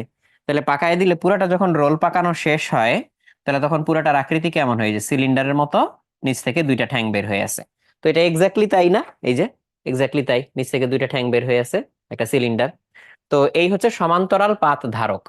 তো সমান্তরাল পাত ধারকে একটা পাত থেকে আরেকটা পাতের দূরত্ব হচ্ছে ডি, একটা থেকে আরেকটা প্লেটের দূরত্ব ডি। আর এই যে একটা প্লেটের ক্ষেত্রফল, এই প্লেটটার ক্ষেত্রফল এটা হচ্ছে এ। তো এখন মনে করো এটাতে হচ্ছে আমার প্লাস কিউ চার্জ আছে, প্লাস কিউ চার্জ আছে। তাহলে এটাতে কি চার্জ আছে, মাইনাস কিউ। তাহলে এটাতে চার্জ ঘনত্ব কত আমাদের, সিগমা, সিগমা ইকুয়ালস হচ্ছে কিউ বাই এ, তাই না? তাহলে এই তথ্যগুলো আমরা একটু বুঝি আবার। দুইটা প্লেটের ডিস্টেন্স ডি, একটাতে প্লাস কিউ একটাতে মাইনাস কিউ আছে, দুইটারই ক্ষেত্রফল হচ্ছে এ। তাহলে প্রত্যেকটাতে চার্জ ডেনসিটি কত, কিউ বাই এ, একটাতে পজিটিভ একটাতে নেগেটিভ। তাহলে এগুলো আমরা জানলাম। এখন আমরা এই সমান্তরাল পাত ধারকের ক্যাপাসিটেন্স বের করতে চাই। সি, সি ইকুয়ালস না কিউ বাই ভি? হ্যাঁ, C equals Q by V. সুষম তড়িৎ ক্ষেত্রের জন্য, সুষম তড়িৎ ক্ষেত্র কোথায় আছে, এখানে পজিটিভ প্লেট থেকে নেগেটিভ প্লেটের দিকে এখানে একটা সুষম তড়িৎ ক্ষেত্র তৈরি হয়। এটা গত দিনের ক্লাসেই দেখাইছি, যে দুইটা প্লেট যখন কাছাকাছি থাকে, একটা প্লাস একটা মাইনাস, তখন এদের মাঝে একটা সুষম তড়িৎ ক্ষেত্র তৈরি হয়। সেই সুষম তড়িৎ ক্ষেত্রের জন্য একটা সূত্র আছে, সুষম তড়িৎ ক্ষেত্রে, সুষম তড়িৎ ক্ষেত্রে দুইটা বিন্দুর বিভব পার্থক্য ভি, এটা হচ্ছে ওই দুই বিন্দুর মধ্যে যে ইলেকট্রিক ফিল্ড ই আর ওই দুই বিন্দুর যে দূরত্ব ডি, এই ই আর ডি এর গুণফলের সমান হয়, ভি ইকুয়ালস ইডি। তাহলে আমরা এইখানে সেই জিনিসটা অ্যাপ্লাই করতে পারি। কেন? কারণ এই পাত আর এই পাতের মাঝখানে একটা সুষম তড়িৎ ক্ষেত্র আছে, এই প্লেট থেকে ওই প্লেটের দূরত্ব ডি, তাহলে এই প্লেটের সাথে ওই প্লেটের বিভব পার্থক্য ভি, এটাকে আমরা ই আর ডি দিয়ে রিপ্লেস করে দিতে পারি। ওকে, ভালো কথা। এখন গত দিনের ক্লাসে আমরা আরেকটা জিনিস শিখছিলাম, একটা প্লেট প্লাস আরেকটা প্লেট যখন মাইনাস হয়, তখন এদের মধ্যবর্তী অংশে তড়িৎ ক্ষেত্র থাকে, বাইরে থাকে না, বাইরে থাকে না। তাহলে মাঝখানে যে তড়িৎ ক্ষেত্র থাকে, সেই তড়িৎ ক্ষেত্রের মান গত ক্লাসেই আমরা দেখে ফেলছিলাম। এই তড়িৎ ক্ষেত্রের মান হচ্ছে sigma by epsilon naught. Epsilon naught কেন? ইপসাইলন নট তার কারণ হচ্ছে যে মাঝখানে তো ফাঁকা, এটার মাঝখানে জায়গাটা ফাঁকা, এই জন্য। তো শূন্য মাধ্যম বা বায়ু মাধ্যম থাকলে তোমরা ইপসাইলন নট লিখবা। আচ্ছা, শূন্য বা বায়ু মাধ্যম যদি না থাকে তাহলে কি করতে হবে, এটা পরে দেখবো আমরা। তাহলে আমরা কি পাইলাম, এই যে এখানে কিউ এর জায়গায় কিউ, কিউ এর জায়গায় কিউ, ই এর জায়গায় আমরা লিখলাম হচ্ছে sigma divided by epsilon naught. তাহলে একটু দেখো তো, এই ইপসাইলন নট তো উপরে চলে যাবে, তাহলে হচ্ছে এই যে ইপসাইলন নট উপরে চলে গেল, আর এখানে হচ্ছে সিগমা ডি রইল। সিগমা, সিগমার ভ্যালু তো আমরা জানি কিউ বাই এ, এটা একটু বসায় দেই তো। তাহলে আমরা কিউ, কিউ এর জায়গায় রাখলাম, ইপসাইলন, ইপসাইলন নট এর জায়গায় রাখলাম, সিগমার জায়গায় লিখলাম কিউ বাই এ ডি। তাহলে কিউ কিউ কেটে যাবে আর এ উপরে চলে যাবে, তাহলে হচ্ছে epsilon naught A by D. তাহলে আমরা ক্যাপাসিটেন্সের ফর্মুলা পাইলাম, C equals epsilon naught A by D. তাহলে সমান্তরাল পাত ধারক, এটার ক্যাপাসিটেন্সের ফর্মুলা এইটা। এই ফর্মুলা তোমরা 9-10-এও দেখে আসছো, 9-10-এর বইতেও ছিল, কিন্তু প্রমাণ ছিল না। তাহলে এখন আমরা প্রমাণ করলাম। এখন কথা হচ্ছে, এইটার মাঝখানে না হয় হচ্ছে শূন্যস্থান ছিল, দুই পাতের মাঝে যদি মোম থাকে, যদি গ্রিজ থাকে, যদি কাগজ থাকে, তাহলে কি এই মোম, গ্রিজ, কাগজ এগুলোর একটা পরাবৈদ্যুতিক ধ্রুবক আছে না, ডাই ইলেকট্রিক কনস্ট্যান্ট। তাহলে সেই ডাই ইলেকট্রিক কনস্ট্যান্ট, এটা নিয়ে কখন কথা বলছিলাম মনে করে দেখো, কুলম্বের সূত্র যখন পড়াচ্ছিলাম তখন কথা বলছিলাম। যেমন হচ্ছে মাঝখানে যদি পানি থাকে, পানির ডাই ইলেকট্রিক কনস্ট্যান্ট হচ্ছে 80, এরকম তেল, কাগজ এগুলোর এক একটা ডাই ইলেকট্রিক কনস্ট্যান্ট আছে। তাহলে ডাই ইলেকট্রিক কনস্ট্যান্টটার ফিজিক্যাল মিনিং কি?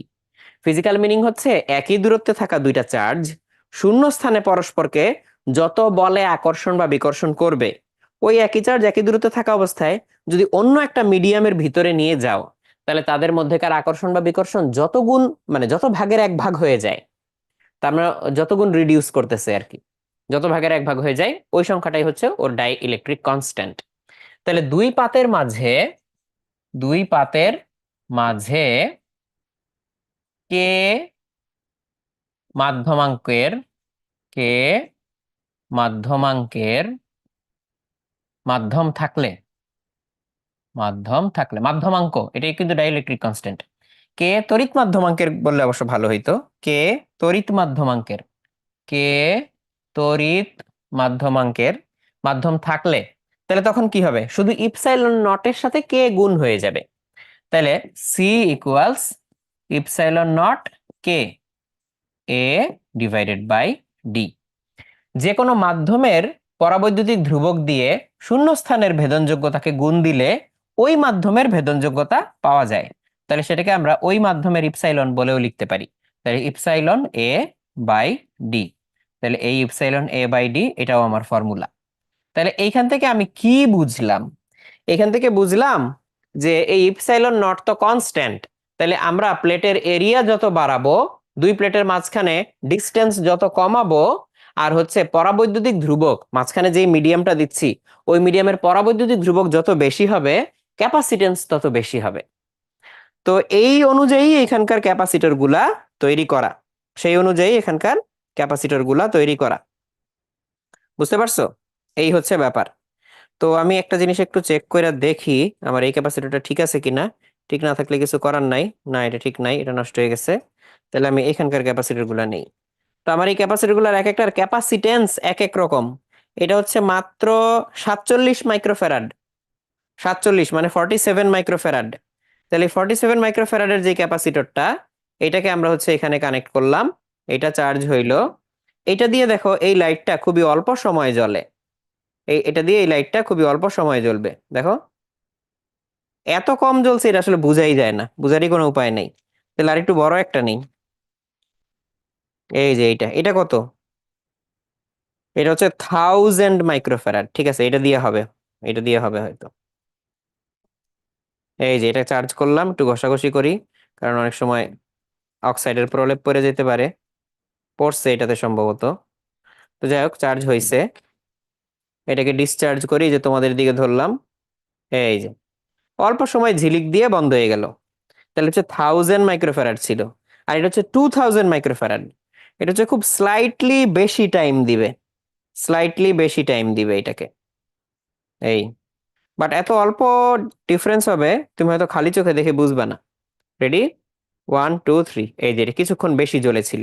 আবার দেখাই, এটা অল্প কিছুক্ষণ বেশি জ্বলেছিল, ওটার ডাবল ক্যাপাসিটেন্স এটার প্রায়। আগে যেটা দেখাইলাম ওটার ডাবল ক্যাপাসিটেন্স। তাহলে আবার দেখি আমরা, এটা অল্প কিছুক্ষণ বেশি জ্বলবে, এই দেখো, এই যে এটা জাস্ট কিছুক্ষণ বেশি জ্বলছে, এইটুকুই পার্থক্য।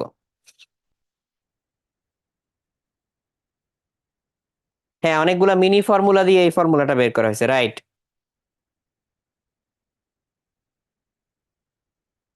তাহলে ক্যাপাসিটরের মাঝে ইনসুলেটর হিসেবে কোন একটা পরাবৈদ্যুতিক মাধ্যম দিতে হয়। আচ্ছা ঠিক আছে, এটুক তো আমরা দেখলাম।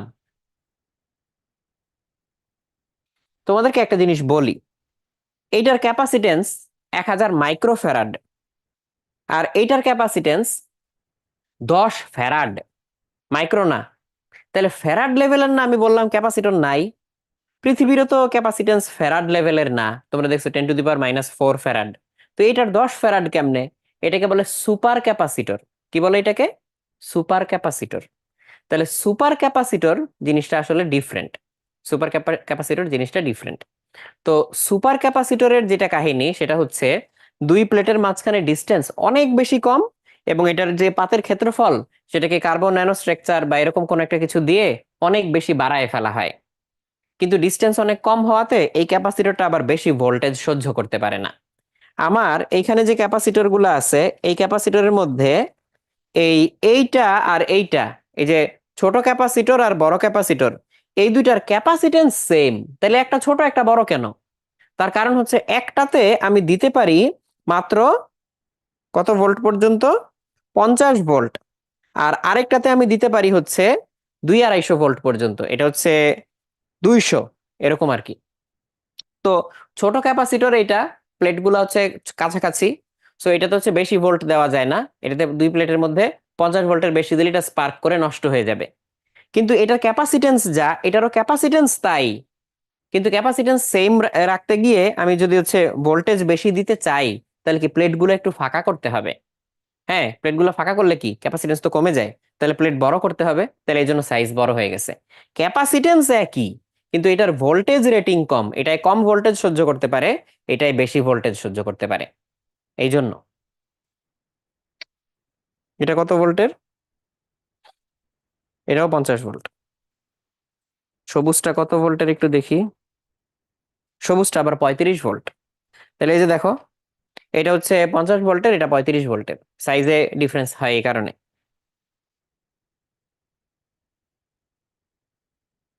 ক্যাপাসিটেন্স বেশি বা কম হইলে তার ইফেক্ট কি হয়? ক্যাপাসিটেন্স বেশি হইলে তাতে বেশি চার্জ ধরে, ওটাকে পুরো চার্জ করতে বা ডিসচার্জ করতে টাইম বেশি লাগে, এরকম। এটা দিয়ে বিভিন্ন কাজ করা যায়, এগুলোতে অ্যাপ্লিকেশনে তো পরে আসবো আরো।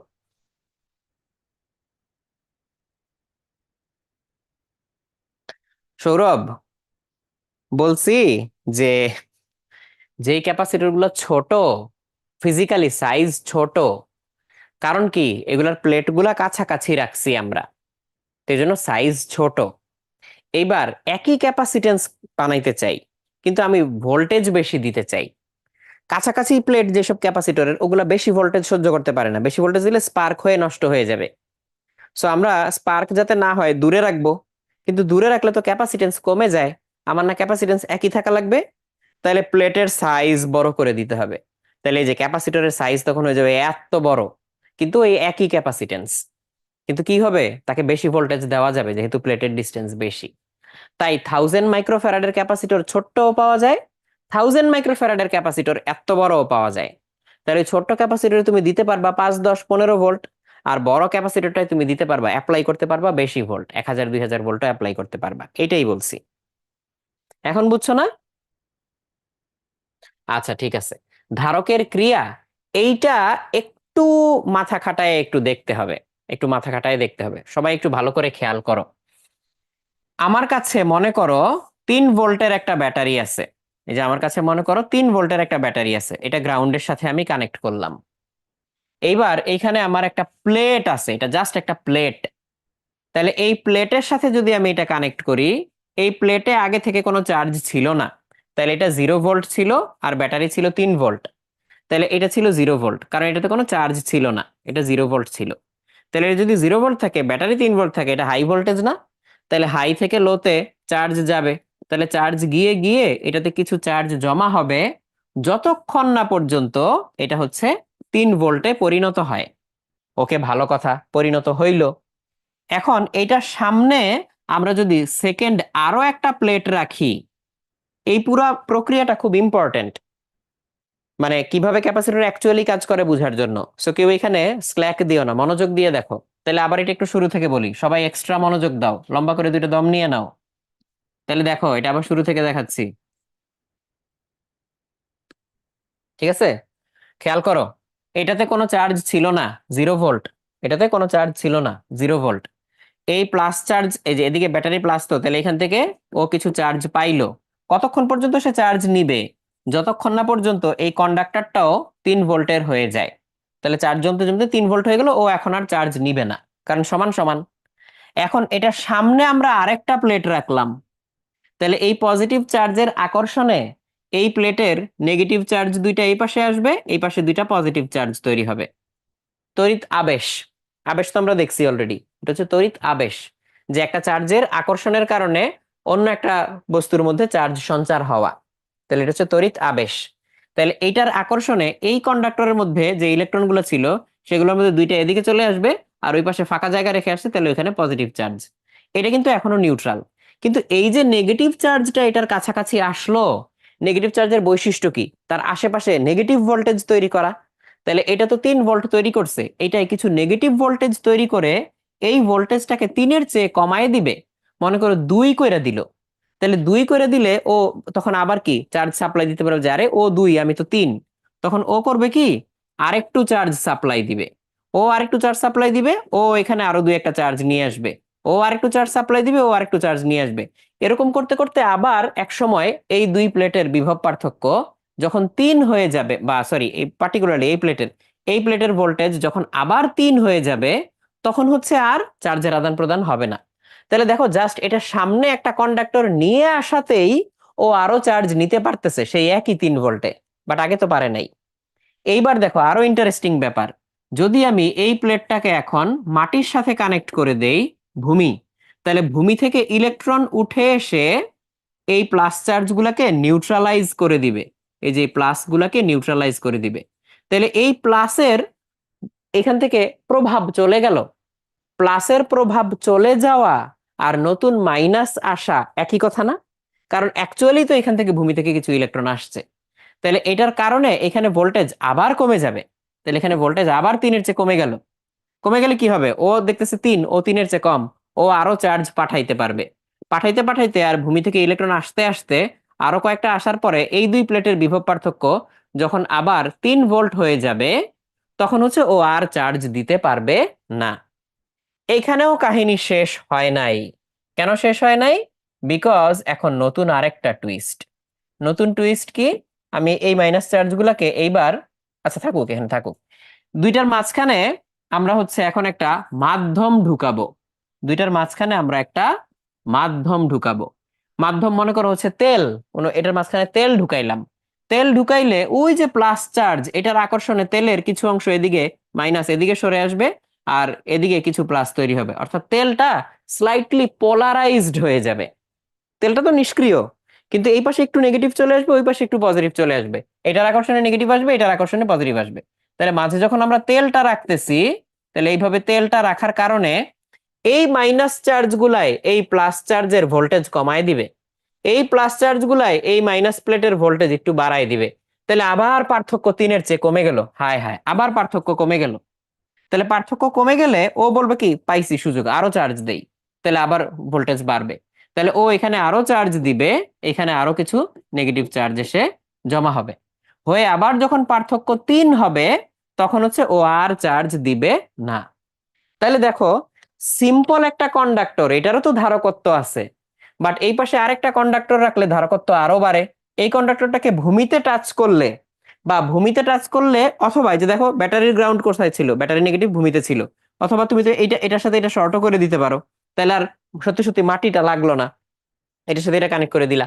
তো তাইলে এটার সামনে একটা প্লেট শুধু রাখলেও এটার ক্যাপাসিটেন্স বাড়ে, প্লেটটাকে যদি ভূমিতে সংযোগ করো তাহলে ক্যাপাসিটেন্স আরো বাড়ে, আর যদি মাঝখানে তুমি ডাই ইলেকট্রিক কোনো মিডিয়াম রাখো তাহলে ক্যাপাসিটেন্স আরো বাড়ে। এইভাবে আসলে একটা ক্যাপাসিটর বানানো হয়, যেটার একটা নর্মাল কন্ডাক্টরের তুলনায় বহু গুণে বেশি ক্যাপাসিটেন্স থাকে। তাহলে এটা হচ্ছে ধারকের অ্যাকচুয়াল ক্রিয়া। এটা আর এখন রিপিট করব না, পরে দরকার হলে ভিডিওর এই অংশটা আবার দেখে নিবা। That's it.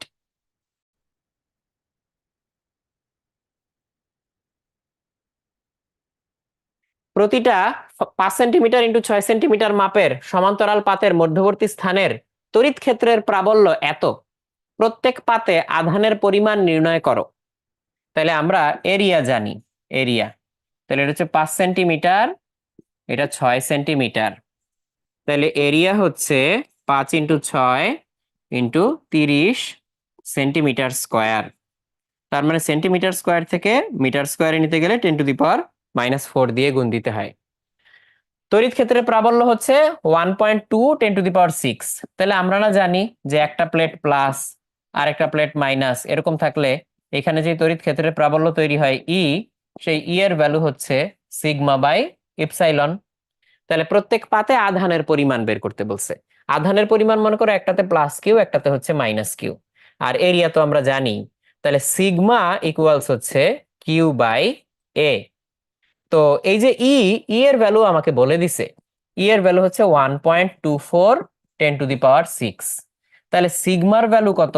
সিগমার ভ্যালু হচ্ছে 1.24 10⁶ ইন্টু 8.854 10⁻⁻12। ইপসাইলন নটের ভ্যালু বসাইছি, তাহলে এখান থেকে সিগমার ভ্যালু পেয়ে যাব। তাহলে সিগমার ভ্যালু আমি ক্যালকুলেটরে বসাইলে 1.24 ইন্টু 10⁶ ইন্টু 8.854 10⁻⁻ -12, তাহলে পাবো 1.09, 1.1 বলতে পারি, 1.1 10⁻⁻5, 1.1 10⁻⁻5। তাহলে সিগমার ভ্যালু তো আমি জেনে গেছি, 1.1 10⁻⁻5। কিউ এর ভ্যালু জানি না, এর ভ্যালু আবার জানি, 30 × 10⁻⁻4। তাহলে সেখান থেকে আমাদের কিউ এর ভ্যালু চলে আসবে। তাহলে কিউ এর ভ্যালু হচ্ছে, এটাকে আমি গুণ দিব 30 × 10⁻⁻4 দিয়ে, তাহলে 3.3 10⁻⁻8, 3.3 10⁻⁻8 কুলম্ব। এইটুকুই, খুব সিম্পল। তাহলে সৌরভ বুঝতে পারছো তো? ঠিক আছে। তাহলে ধারকের সংযোগ, আমরা হচ্ছে ধারকগুলোকে একটা আরেকটার সাথে সংযোগ করতে পারি। সেটা কেমন? এই যে আমি যদি এরকম করি, একটার পর একটা, একটার পর একটা, এটা হচ্ছে সিরিজ হিসাবে গণ্য হয়। তাহলে এটাকে আমরা বলতেছি সিরিজ, এটাকে বলতেছি সিরিজ। আর এটাকে যদি আমি বলি যে এই যে এইটা, তার সাথে একটাকে আমি এইভাবে কানেক্ট করলাম, এটাকে আমি আবার এইভাবে কানেক্ট করলাম, তাহলে এটা হচ্ছে তিনটাই প্যারালাল, প্যারালাল। তাহলে সিরিজ আর প্যারালাল, সিরিজ মানে হচ্ছে একটার পর একটা থাকবে, একটার এই প্লেটের সাথে পরেরটার প্রথম প্লেট, এটার সেকেন্ড প্লেটের সাথে পরেরটার প্রথম প্লেট, এটা হচ্ছে সিরিজ। আর এটা হচ্ছে প্যারালাল কানেকশন। আর এখানে হচ্ছে সিরিজ প্যারালাল কম্বিনেশনও সম্ভব। মনে করো এরকম, তাহলে সিরিজ প্যারালাল কম্বিনেশন, এরকম সিরিজ প্যারালাল কম্বিনেশন সম্ভব। তো আমরা ধারকের মধ্যে যখন শ্রেণী সংযোগে যাব, শ্রেণী সংযোগ মানে একটার পর একটা, এই যে একটার পর একটা, এই ক্ষেত্রে তুল্য ক্যাপাসিটেন্স কত হবে? এটা মনে করো C1, এটা C2, C3, C4। আমরা এখনই প্রুফ করব না, বাট এখন জাস্ট জানবো। সবগুলো সিরিজে যদি থাকে, তুল্য ক্যাপাসিটেন্স কে বলা হচ্ছে C series, CS, C series. সেই সি সিরিজ, এটার ফর্মুলা হচ্ছে, সবগুলোকে ইনভার্স করে যোগ করে ইনভার্স করব।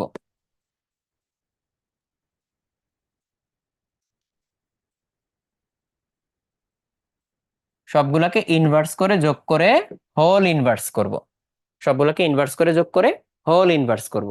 তাহলে এটা হচ্ছে সি সিরিজ। তাহলে এখন খেয়াল করে দেখো, এই সি সিরিজের ভ্যালু তাহলে সবচেয়ে ছোটটার চেয়েও ছোট হবে। এটা মনে করো এটা মনে করো 10 ফ্যারাড, এটা মনে করো 20 ফ্যারাড, এটা মনে করো 30 ফ্যারাড, এটা মনে করো 40 ফ্যারাড। তাহলে তোমার সি সিরিজের ভ্যালু কত আসে একটু দেখো তো। 1/10, 1/20, 1/30, 1/40। তাহলে হচ্ছে মনে হয় 4.8 এর মতো আছে। তাহলে রেজিস্ট্যান্সের ফর্মুলার উল্টা, ঠিক বলছো।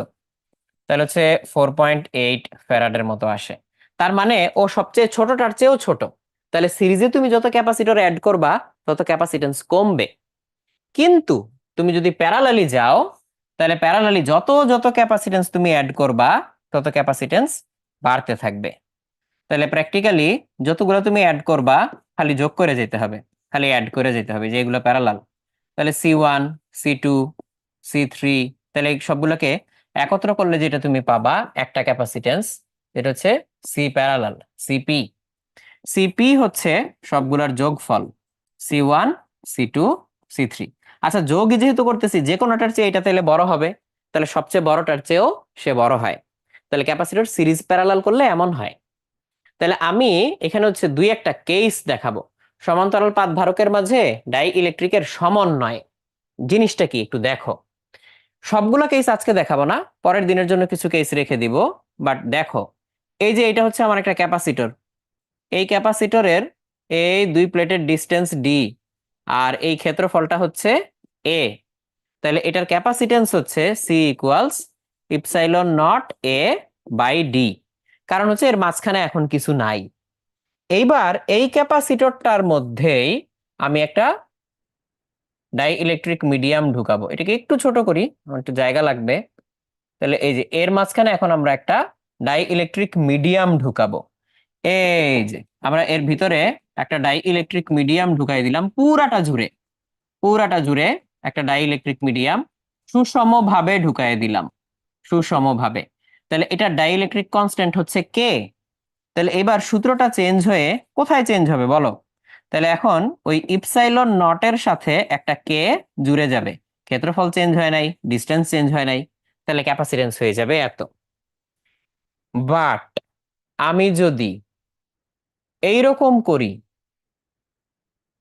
দেখো তো, আমি এক্স্যাক্টলি মাঝ বরাবর এই অর্ধেকের মধ্যে ঢুকাইলাম কে, বা এই পাশের অর্ধেকের মধ্যে ঢুকাইলাম K1, আর এই পাশের অর্ধেকের মধ্যে ঢুকাইলাম K2। তাহলে এখন এখানে অ্যাকচুয়ালি দুইটা ক্যাপাসিটর হয়ে গেছে। অ্যাকচুয়ালি এখানে দুইটা ক্যাপাসিটর হয়ে গেছে। এইটার ডিস্টেন্স মনে করো D2, এই যে এইটুকুর আর এইটুকুর হচ্ছে বাকি D/2, D/2, D/2, অর্ধেক অর্ধেক। তাইলে আসলে এখানে একটা সিঙ্গেল ক্যাপাসিটেন্স দিয়ে আর বলা যাবে না, দুইটা ক্যাপাসিটেন্স বলতে হবে। কেমনে বলতে হবে? এই তখন একটাকে বলতে হবে তোমার হচ্ছে C2, আর একটাকে বলতে হবে তোমার C1। তাহলে টোটাল C হবে 1/C1 plus 1/C2 whole inverse. কিন্তু C1 C2 এর ভ্যালু কত? C1 এর ভ্যালু হবে ইপসাইলন নট, C1 কোনটা? এই পাশেরটা। কোন মাধ্যম দিছি? K1। তাহলে ইপসাইলন নট K1। ক্ষেত্রফল কত আছে? পুরাটাই তো A, কিন্তু এটার ডিস্টেন্সটা অর্ধেক হয়ে গেছে না? অর্ধেকের মধ্যে K1 আছে, বাকি অর্ধেকে তো K1 নাই। তাহলে K1 নিয়ে যতটুকু, সেই ডিস্টেন্সটাই তুমি এখানে বসাবা। তাহলে C2 কত হবে? C2 তো এই পাশেরটা, তাহলে এখানে আমরা কি ভরছি? K2। তাহলে ইপসাইলন নট ইন্টু K2। আর এখানে ক্ষেত্রফল তো পুরাটাই আছে, তাহলে ক্ষেত্রফলটা দিব ডিভাইডেড বাই ডিস্টেন্স কত এখানে? D/2। That's it. তাহলে এখানে আমরা ক্যাপাসিটরটার ক্যাপাসিটেন্স বের করে ফেলতে পারবো ওই যে সি এর সূত্রটা দিয়ে।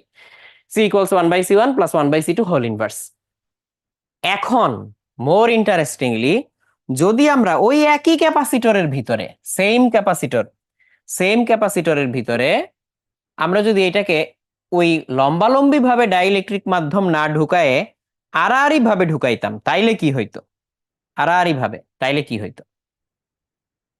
দেখো, আমরা এখন এখানে লম্বালম্বি ভাবে ঢুকাইছিলাম, যার ফলে এইটা হচ্ছে তার, তারপর একটা প্লেট, তাহলে একটা ক্যাপাসিটর, তারপর একটা ক্যাপাসিটর, তারপরে আবার তার, তাহলে একটার পরে একটা ক্যাপাসিটর। কিন্তু আমি যদি এখন ডাই ইলেকট্রিক মিডিয়ামটা মাঝখানে এইভাবে ঢুকাই, যে উপরের অর্ধেক K1 আর নিচের অর্ধেক K2, তাহলে এখানে কিন্তু একটার পরে একটা ক্যাপাসিটর আছে বলতে পারবা না, পাশাপাশি দুইটা ক্যাপাসিটর আছে। দুইটারই এই প্লেট এই তারের সাথে কানেক্টেড, দুইটারই প্লেট ওই পাশে কানেক্টেড। তাহলে এই ক্যাপাসিটর দুইটা কিন্তু প্যারালালি আছে। তাহলে তোমার এখানে ক্যাপাসিটেন্স বলতে হবে C1 প্লাস C2। কিন্তু C1 কত? C1 হচ্ছে যে উপরের অংশ, তাহলে উপরের অংশে কি? Epsilon not K1। কিন্তু উপরের অর্ধেক, তাহলে ক্ষেত্রফল কত? A/2। কিন্তু ডিস্টেন্স তো আগেরটাই আছে পুরাটা, তাহলে বাই D। ঠিক একইভাবে C2 কে তুমি কি লিখবা? C2 কে লিখবা ইপসাইলন নট K2, কারণ মাঝখানে K2 আছে। আর ক্ষেত্রফল কত? এই পুরাটার অর্ধেক, তাহলে হচ্ছে এখানে A/2। কিন্তু ডিস্টেন্স কত? পুরাটাই তো আছে, তাইলে D। তাহলে এই দুইটাকে একত্র করে, এই দুইটাকে তুমি একত্র করে দেখো তো নিজে এইটা বলতে পারো কিনা। এটা নিজে বলার চেষ্টা করবা, এটা আমি বলবো না এখন, পরের ক্লাসে দরকার হলে বলে দিব নে। এই যে আমি কি করতেছি তুমি নিশ্চয়ই আসলে বুঝতেছো। আমি এটাকে 3 ভাগে ভাগ করলাম। এরটুকু হচ্ছে আমার D/2, এরটুকু হচ্ছে আমার D/2, এইটুকু হচ্ছে D। কিন্তু এইখানে আমি ভরছি K1, এইখানে ভরছি K2, এইখানে ভরছি K3। আর এই পুরা প্লেটের ক্ষেত্রফল হচ্ছে A, তাহলে এই অর্ধেক ক্ষেত্রফল নিশ্চয়ই A/2, তাই না? তাহলে এইবার এইটাতে দুইটারই কম্বিনেশন আছে, তাহলে আসলে K1 K2 এই ক্যাপাসিটর দুইটা সিরিজে আছে, সেই সিরিজটার সাথে এই পুরা K3 প্যারালাল আছে। এটা নিজে করবা, এটা নিজে করবা, ঠিক আছে? তাহলে এরপরে আরো জটিল জিনিস আছে, এখানেই শেষ না, এগুলো চাইলে বইও খুঁজে পাবা, এরপরে আরো জটিল জিনিস আসতেছে সামনে। তো যাই হোক, ডাই ইলেকট্রিক ফলকযুক্ত সমান্তরাল পাত ধারক। ফলক মানে হচ্ছে মাঝখানে এখানে কিছু ফাঁকা জায়গা আছে। তো আপাতত এটা আমি এখনই করাচ্ছি না, এটা তোমাদেরকে হিন্টস দিয়ে দিচ্ছি, বা তুমি নিজেও চাইলে বের করতে পারবা। এই টোটাল ডিস্টেন্সটা হচ্ছে ডি, আর এই যে এই ফলকের পুরুত্ব মনে করো টি। তাহলে বাকি যেই ফাঁকা জায়গা, এই যে এই ফাঁকা জায়গাটা আর এই ফাঁকা জায়গাটা, দুইটা মিলায়ে কত? এই দুইটা ফাঁকা জায়গা মিলায়ে হচ্ছে ডি মাইনাস টি, ডি মাইনাস টি। তাইলে এখানেও দুইটা ক্যাপাসিটর পর পর আছে। আচ্ছা আমি করেই দিই, সমস্যা নেই। তাহলে এই যে এই ডাইইলেকট্রিকটার কনস্ট্যান্ট মনে করো কে। তাহলে আমাকে চিন্তা করতে হবে যে কে ওয়ালা একটা ক্যাপাসিটর আছে আর ফাঁকাওয়ালা আর একটা ক্যাপাসিটর আছে। তাহলে হচ্ছে ওই দুইটাকে ইনভার্স করে যোগ করে ইনভার্স করতে হবে। তাহলে যেটা কে ওয়ালা সেটাকে আমি কি লিখবো? ইপসাইলন নট কে, ক্ষেত্রফল কত এ, এটার পুরুত্ব কত টি। তাহলে এটা হচ্ছে কে ওয়ালা অংশটা। আর ফাঁকাওয়ালা অংশটা কি হবে? ফাঁকাওয়ালা অংশটা হবে epsilon naught A divided by ওই ফাঁকা ফাঁকা অংশগুলোর ডিস্টেন্স যোগ করলে কত হয়? D minus T. তাহলে এই ক্যাপাসিটর দুইটাকে আমরা হচ্ছে ইনভার্স করে যোগ করে হোল ইনভার্স করে যদি দেই, তাহলে আমরা হচ্ছে পুরাটার ক্যাপাসিটেন্স পেয়ে যাব। সংক্ষেপে বলে দিলাম, তুমি মিলায় নিও।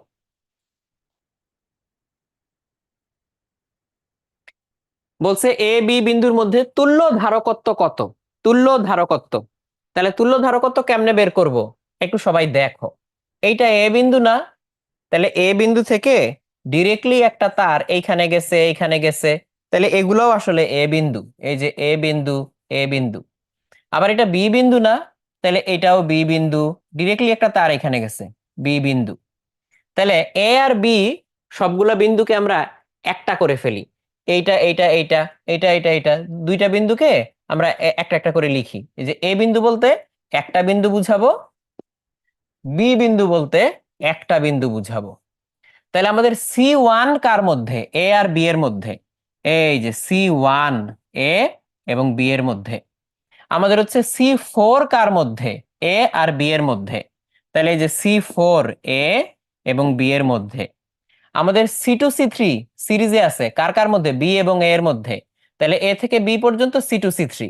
তাহলে এ থেকে বি পর্যন্ত এই যে সি টু সি থ্রি। ব্যাস। তাহলে এখন আমরা তো সলভ করতে পারবো, তাই না? তুল্য ধারকত্ব সলভ করতে পারবো। সি টু সি থ্রি কে করলে কি আসে? সি টু সি থ্রি কে আমি যদি হচ্ছে তুল্য ধারকত্ব বের করি, তাহলে আমার কি আসবে? তাহলে পরের ছবিটা আমার এরকম আসবে না? এটা হচ্ছে আমাদের সি ওয়ান, এটা হচ্ছে আমাদের সি ফোর, এটা হচ্ছে সি টু সি থ্রি কে সিরিজ। তাহলে C two inverse C three inverse whole inverse, সেটা হচ্ছে C two C three divided by C two plus C three. তাহলে এটার একটা নাম দেই সি প্রাইম। তাহলে এটা হচ্ছে আমাদের সেই সি প্রাইম। তাহলে এর পরের ছবিটা কি হবে? তিনটাই তো প্যারালাল। তাহলে টোটাল ক্যাপাসিটেন্স হচ্ছে সি ওয়ান, সরি এই যে হ্যাঁ সি ওয়ান, এই যে টোটাল ক্যাপাসিটেন্স যেটা, সেটা হচ্ছে C one plus C prime plus C four. এটাই তুল্য ক্যাপাসিটেন্স। প্যারালাল যেগুলো হয়ে গেছে সব যোগ করে দিলাম। এই তো। তাহলে ক্যাপাসিটরে আমরা জাস্ট আজকে হাত বা আঙ্গুল ডুবাইছি, আমরা পুরো হাত এখনো ক্যাপাসিটরের মধ্যে দিয়ে সারতে পারি নাই, ক্যাপাসিটরটা গ্রাস্প করতে পারি নাই এখনো। ইনশাল্লাহ পরের ক্লাসে গ্রাস্প করব। রসিদ যেটা জিজ্ঞেস করছো, যদি শুধু একটা কন্ডাকটিভ প্লেট থাকে তাহলে কি করতে হবে আমরা পরের ক্লাসে দেখবো, বাট তুমি একটু চিন্তা করো। তোমাদের কিন্তু দেখাইছিলাম কন্ডাক্টরের ভিতরে ইলেকট্রিক ফিল্ড থাকে না। ঠিক আছে।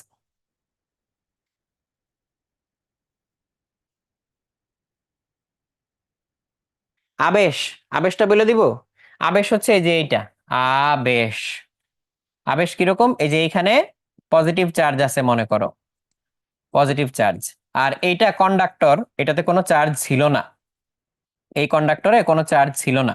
এই এই প্লাস চার্জটা কাছে আনায় কন্ডাক্টরের ইলেকট্রন গুলো এই পাশে এসে জড়ো হবে প্লাসের আকর্ষণে, ওই পাশ থেকে চলে আসছে, তাহলে ওই পাশে তৈরি হবে পজিটিভ চার্জ।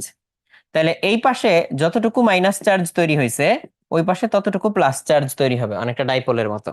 তাহলে এই যে এটার আকর্ষণে এই কাজ হয়ে গেছে, টাচ করা লাগে নাই, এটা চার্জিত হয়ে গেল, এটারই বলে আবেশ। লুৎফর বলতেছে যে ক্যাপাসিটরের কনসেপ্ট গুলো জোস।